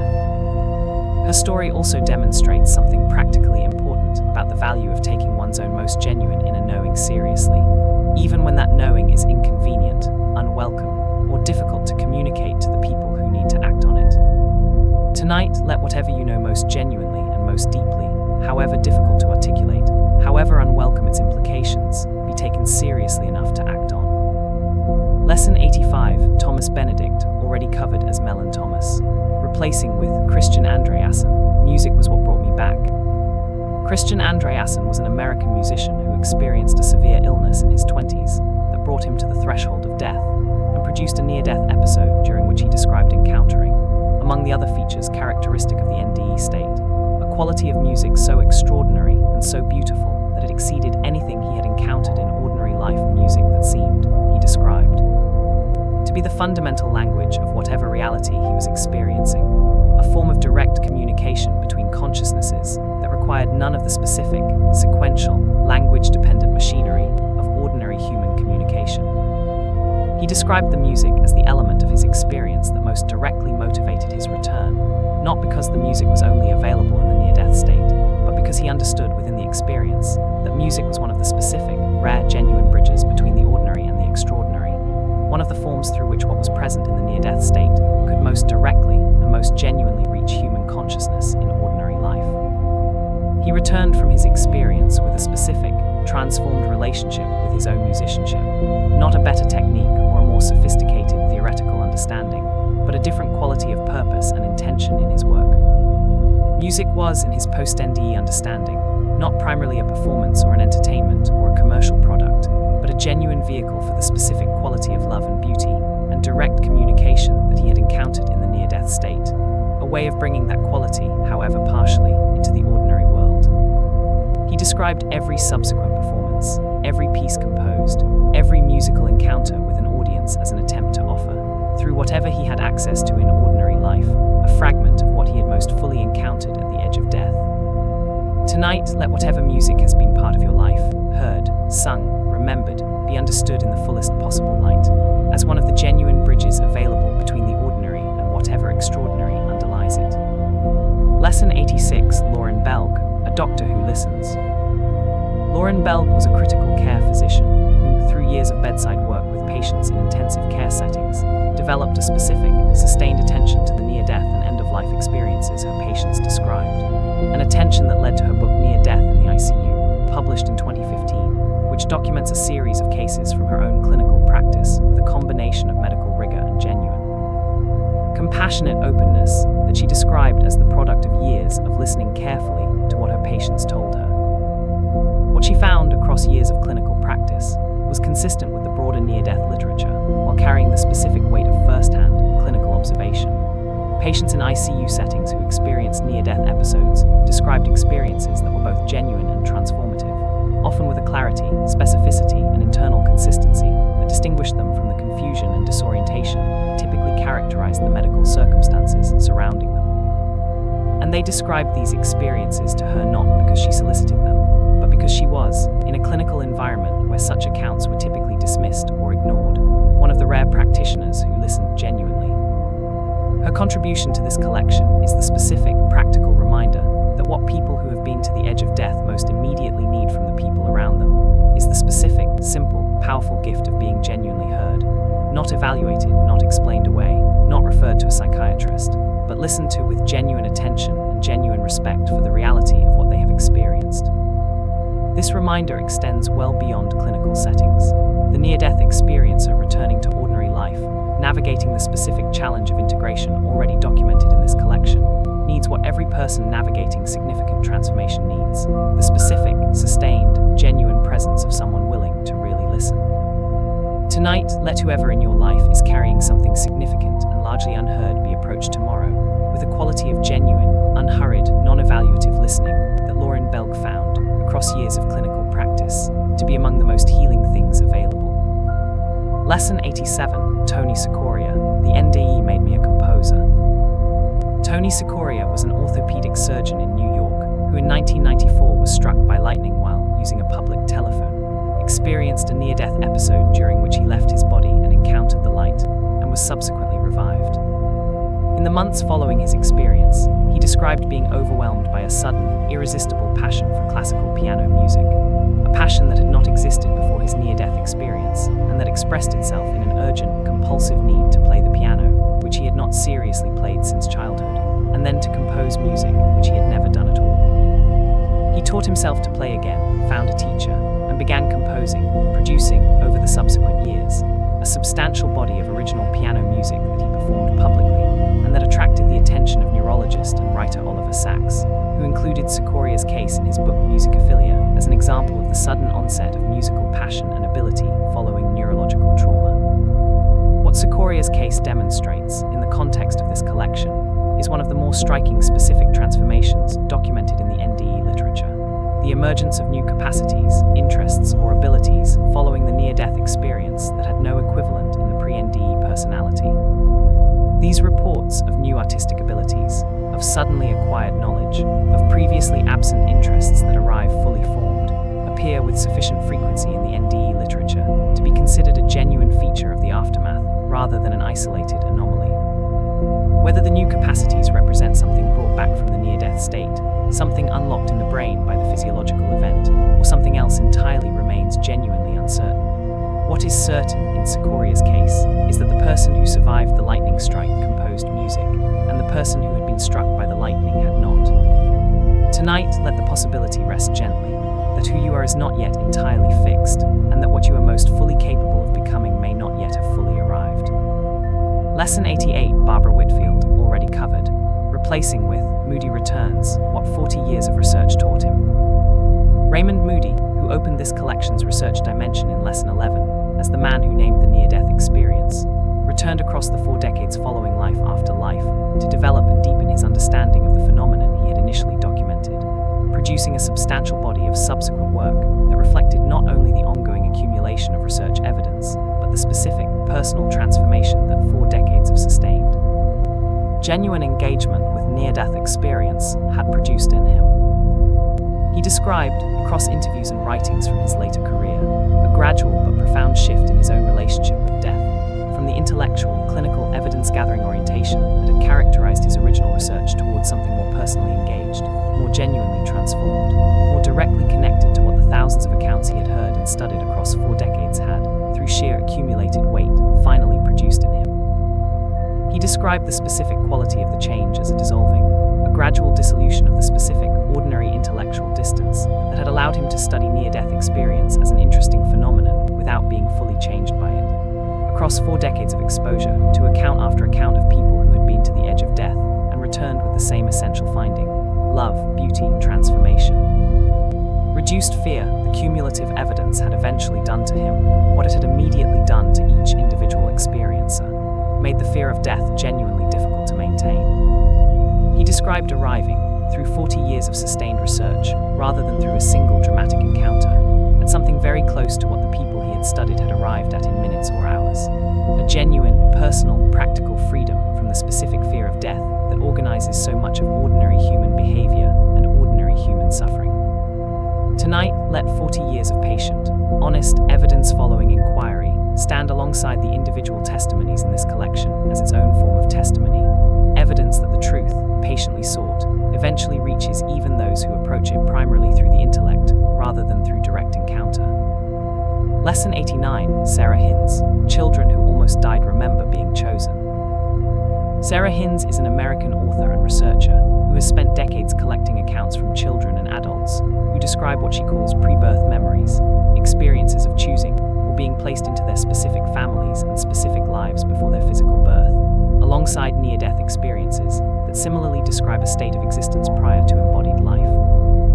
These accounts, gathered primarily from children who reported them spontaneously before having the cultural framework to construct them deliberately, describe a quality of pre-birth existence consistent with what near-death experiences describe encountering after the body has stopped functioning. A realm of love, light, and purposive existence in which the specific, particular life about to be undertaken was understood, and in some accounts chosen. What makes these accounts particularly striking is their source, young children who had no culturally acquired framework for the specific content they were reporting, and who described it with the same spontaneous, matter-of-fact directness that characterized the 7-year-old cardiac arrest patient in Lesson 7. A 4-year-old describing the specific family they had chosen before birth, recognizing grandparents who died before their birth from photographs, reporting details of the pre-birth state with a casual certainty that suggested direct experience rather than cultural transmission. Hinz's work extends the near-death literature in a specific direction that connects the NDE's most consistent findings, the continuity of consciousness beyond the body, the purposiveness of individual lives, the love that underlies existence, with accounts that suggest these findings may apply not only at the end of life, but at its beginning as well. Tonight, let the possibility rest gently, held lightly, without demand for certainty, that your specific life, with its specific people and specific circumstances, may have been entered with more intention and more purpose than ordinary consciousness tends to assume. Lesson 90, a reflection on the 9th arc. 90 lessons gathered, and only 10 remain. Peter Panagore returning from extraordinary beauty to find ordinary beauty heightened and available. Juliana Cesano understanding that connection to others was the actual point of embodied human existence. John Audette watching the research community itself be transformed by honest engagement with the evidence. Stephanie Arnold's specific, documented premonition that saved her life. Christian Andreasen finding in music the bridge between what he had encountered at the edge of death and what he could offer in ordinary life. Lauren Belg, the critical care physician who listened genuinely, and what her patients gave back to her for the listening. Tony Sikoria, struck by lightning and reborn as a composer. Raymond Moody at the end of 40 years of research, arriving at something close to what his subjects had arrived at in minutes. Sarah Hinz's children describing pre-birth memories with the same spontaneous directness as children describing near-death experiences. What this collection has built across 90 lessons, drawn from the specific lives of people who have been to the edge of death, and from the researchers who have devoted their careers to understanding what those people encountered there, is a portrait of an experience so consistent, so cross-cultural, so transformative, and so specifically pointing in a single direction that it constitutes, whatever its ultimate explanation, one of the most significant bodies of human testimony about the nature of life and death ever assembled. 10 lessons remain. They will complete this long night's gathering and carry it toward whatever final understanding it has been building toward across 90 lessons. This is explored during sleeping. Lesson 91, Diane Morrissey, The Light Welcomed Me Home. Diane Morrissey was an American woman who experienced a near-death episode following an accidental electrocution in her home in the 1970s, and who described with particular vividness and consistency across the years of speaking and writing about her experience, the specific quality of the light she encountered, a quality so welcoming, so completely accepting, and so unmistakably familiar that the word she consistently returned to was not beautiful or overwhelming or extraordinary, but home. She had not, she described, been expecting to feel at home. She had not been expecting anything at all, having been entirely unprepared for the experience. What she encountered was a quality of presence that made the ordinary world she had always inhabited feel, in comparison, like a place she had been visiting, and the light like the place she had always, without knowing it, belonged. This quality of recognition, the sense that what is encountered in the near-death state is not strange but familiar, not foreign but native, not new but the most fundamentally remembered thing one has ever encountered, appears appears across the NDE literature with a consistency and a specificity that makes it one of the most striking features of the experience.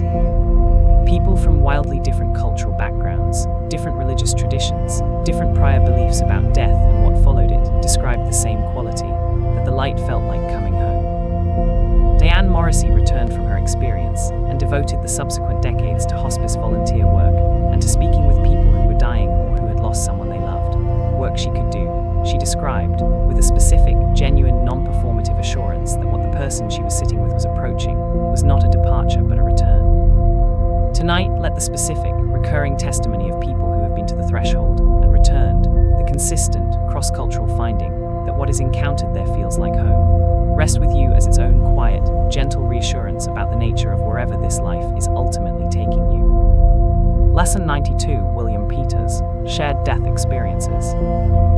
William Peters is an American hospice worker and researcher who, building on earlier work by Raymond Moody and others, has devoted his career to documenting and understanding what he calls shared death experiences, accounts from people who were present at another person's death, not near death themselves, and who reported experiencing elements of what appeared to be the dying person's transition from life. These accounts describe a range of phenomena: a luminous light appearing in the room as someone died, a sense of accompanying the dying person partway along a journey before being turned back, a direct perception of the dying person's relief and peace at the moment of death, even in some cases, a brief shared vision of what the dying person was moving toward. Peters has documented dozens of such accounts from hospice workers, family members, and medical staff, and has found them to be both more common and more consistent than most people in these settings had previously recognized, largely because the people who experienced them had kept them private out of uncertainty about how they would be received. His work extends the NDE literature in a specific, important direction. The evidence is no longer only the testimony of people who have been near death themselves. It includes the testimony of people who were merely present at another's death, and who, in that presence, experienced something that exceeded the ordinary boundaries of individual consciousness. What shared death experiences suggest, and Peters is careful, like the best researchers in this field, to suggest rather than assert, is that whatever happens at death may not be entirely invisible to those who are present to it with genuine attention and genuine love. That the boundary between the dying person's experience and the experience of those who love them may be more permeable in those final moments than ordinary consciousness assumes. Tonight, let whoever you have sat with at death, or whoever you imagine you might one day sit with, be held in the awareness that love at that threshold may be more present and more active than ordinary grief allows us to perceive. Lesson 93, Nancy Clark, Science and Spirit Are Not Enemies. Nancy Clark is an American researcher and author who experienced a near-death episode, and who subsequently devoted years to studying the relationship between the findings of near-death research and the broader questions of consciousness, physics, and the nature of reality that those findings raised. Her work, developed across several books, represented an attempt to build genuine, rigorous bridges between the experiential testimony of near-death survivors and the emerging scientific understanding of consciousness, quantum mechanics, and the limits of materialist accounts of reality. She described her own near-death experience as having given her a direct, felt understanding that the apparent conflict between scientific and spiritual accounts of reality was a product of the specific limitations of each framework, rather than of any genuine incompatibility between what science revealed and what genuine spiritual experience encountered. The universe that her experience had shown her was, she described, fully consistent with the most expansive, most genuinely open scientific understanding of reality, consistent with the specific findings of physics that pointed toward the non-local, non-material, fundamentally interconnected nature of the quantum world, and consistent with the growing body of consciousness research that was finding the standard materialist account of mind increasingly inadequate. What her work offered was not a synthesis that required either science or spiritual experience to compromise their genuine findings, but a broader framework within which both could be honest about what they actually found without either dismissing the other. The near-death experiencer who returned knowing that consciousness extended beyond the brain, and the physicist who found that quantum mechanics required a non-local, interconnected account of reality were, in her framework, describing different aspects of the same larger truth. Tonight, let the possibility rest gently that the most genuinely honest accounts of reality available, from science and from the edge of death, may be pointing, from different angles, toward the same extraordinary horizon. Lesson 94, Samantha Mull, I stopped wasting time on what did not matter. Samantha Moll was an American woman who experienced a near-death episode and described, with a directness and a specificity, that those who heard her accounts consistently found both striking and practically useful, the specific, concrete changes in how she used her time following her experience. She had been, by her own frank assessment, a person who spent significant amounts of time on things that did not matter, the specific, ordinary, modern human time expenditures on social media, on entertainment consumed without genuine engagement, on the maintenance of social relationships she did not genuinely value, on the pursuit of professional status she had found genuinely meaningful to pursue and genuinely hollow to achieve. These were not dramatic vices. They were ordinary, understandable, culturally normal ways of filling time. The ways most people in the specific time and place she inhabited spent a significant portion of their available hours. Her near-death experience had shown her, through the specific, direct evidence of her life review, what her time had actually been made of, and had revealed, with the completeness of perspective that only total context could provide, what had mattered and what had not. The social media had not mattered. The hollow professional status had not mattered. The genuine moments of presence with people she genuinely loved had mattered. The small kindnesses had mattered. The specific, ordinary, apparently unremarkable moments of genuine attention to genuine things had mattered. She returned from her experience and reorganized her time accordingly, not dramatically, not overnight, but with the specific, patient, consistent reorientation that genuine understanding, once arrived at, tends to produce. Less of what the life review had shown her did not matter.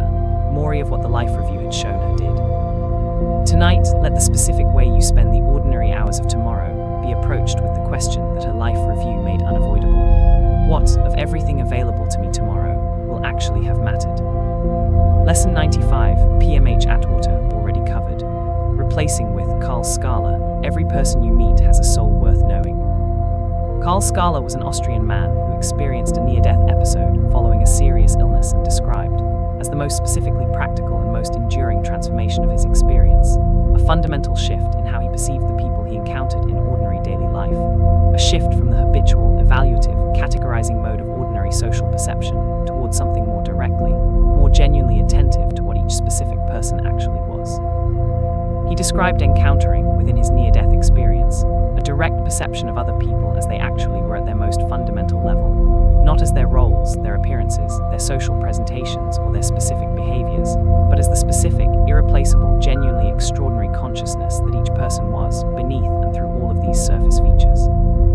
He described this perception as producing a quality of recognition, a seeing of each person that felt less like ordinary social perception, and more like genuinely encountering for the first time someone you have always, somehow, known. He returned from his experience, unable to maintain the habitual, evaluative, partially attentive mode of ordinary social perception, or rather, able to maintain it when ordinary social functioning required it, but unable to take it as the final or most accurate account of who the people around him actually were. Beneath and through the ordinary social presentation of each person he encountered, he described perceiving, or choosing to attend to, the specific, extraordinary, genuinely worth-knowing soul that his experience had shown him was present in everyone. He described this shift as producing a specific, practical change in his ordinary social behavior, more genuine curiosity, more patient attention, more consistent willingness to actually listen to what people said and who they were, less dismissal of people as uninteresting or unimportant based on their surface presentations.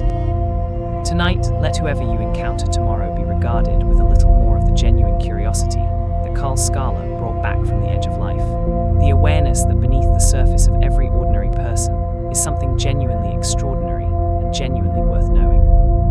Lesson 96, Lorna Byrne, angels were present throughout. Lorna Byrne is an Irish woman who from early childhood described seeing and communicating with what she identified as angels, beings of light and love, whose presence she perceived as continuous, and whose guidance she described as a constant feature of her experience throughout a life marked by poverty, illness, and the specific, difficult circumstances of growing up in rural Ireland in the 1950s and 1960s. She experienced several episodes during childhood illnesses that she described in terms consistent with the broader near-death literature, and her lifetime of reported experience with non-physical beings of love and guidance represents one of the more unusual accounts in this collection.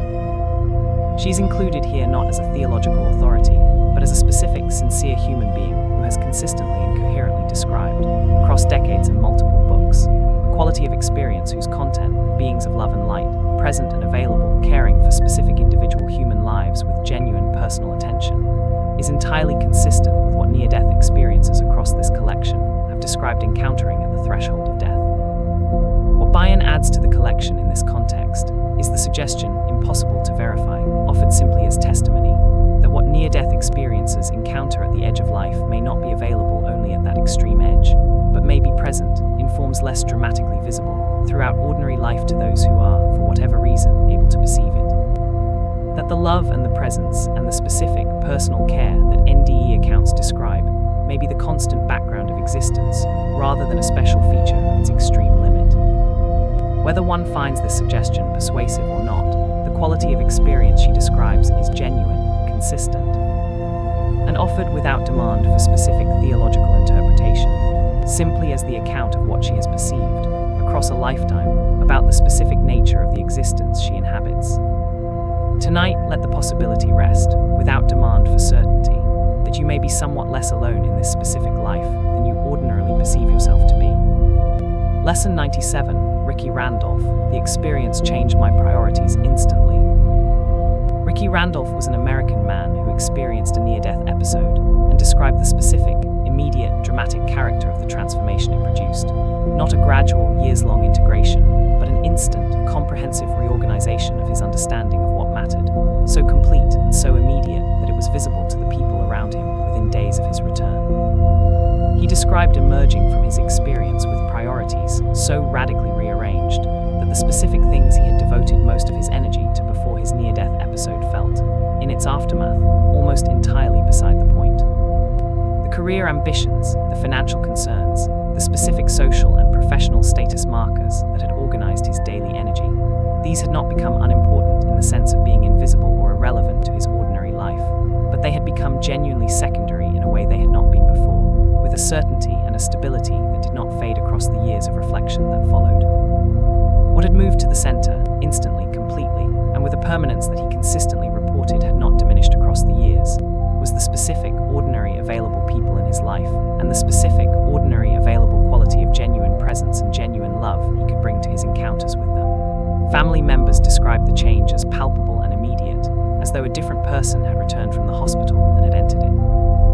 He returned to his professional life and continued his career, but described inhabiting it differently, with less investment in outcomes, and more investment in the quality of presence and care he brought to the people his work brought him into contact with. The work had not changed. He had changed, and the change expressed itself in the quality of attention and love he brought to whatever was in front of him. Tonight, let the specific people available to you tomorrow be understood as the specific, most important opportunity that tomorrow contains, more important than any specific outcome, any specific achievement, any specific thing that ordinary ambition organizes itself around. Lesson 98, Yvonne Sneeden. I came back to finish what I started. Yvonne Sneeden was an American woman who experienced a near-death episode and described, as the specific, organizing understanding she returned with, a direct clarity about what she had not yet finished in the life she was returning to, what she owed, what she had promised, what was genuinely hers to complete before the final departure that her experience had made feel both more real and less frightening than it had before. She described this understanding not as a burden or an obligation, but as a gift, the specific, clarifying gift of knowing, with more certainty than she had ever had, what she was actually here for and what, of everything she had previously considered important, genuinely deserved the remaining time and energy her returned life would provide. She returned to her life with a specific, practical orientation toward completion, not urgency in the anxious sense, but genuine, purposive engagement with what was genuinely hers to finish, the unresolved relationship that needed honest attention, the creative work that had been postponed for years in favor of more immediately practical demands. The specific, particular contribution that she had always understood, at some level, was what she was here to make, and that she had not yet fully committed herself to making. Her account is offered here as a reflection of what appears across many near-death accounts as a specific, transformative gift, clarity about what remains to be done, and a genuine, motivated engagement with doing it, not from fear of death but from genuine, purposive commitment to the specific, irreplaceable life that was given back. Tonight, let whatever remains genuinely unfinished in your own life, whatever you have been postponing, whatever you owe, whatever is genuinely yours to complete, be approached with renewed, purposive, unhurried engagement. The life you have been given back is still here. So is the work. Lesson 99, the researcher's final word. Something real is happening. Across 40-plus years of serious, peer-reviewed, clinically rigorous research on near-death experience, conducted by cardiologists, neurologists, psychiatrists, psychologists, and researchers from a wide range of disciplines in countries across the world, the accumulated evidence has moved, gradually but unmistakably, from the margins toward the center of serious scientific attention. The researchers documented in this collection, Moody, Ring, Grayson, Sabam, Sartori, Van Lommel, Holden, Kelleher, and others, approached their work from varying degrees of initial skepticism and arrived, through the specific discipline of following evidence honestly, at a shared conclusion that none of them had been professionally or personally prepared to endorse at the outset. Something real is happening. Something that current neurological and psychological models of consciousness cannot adequately explain.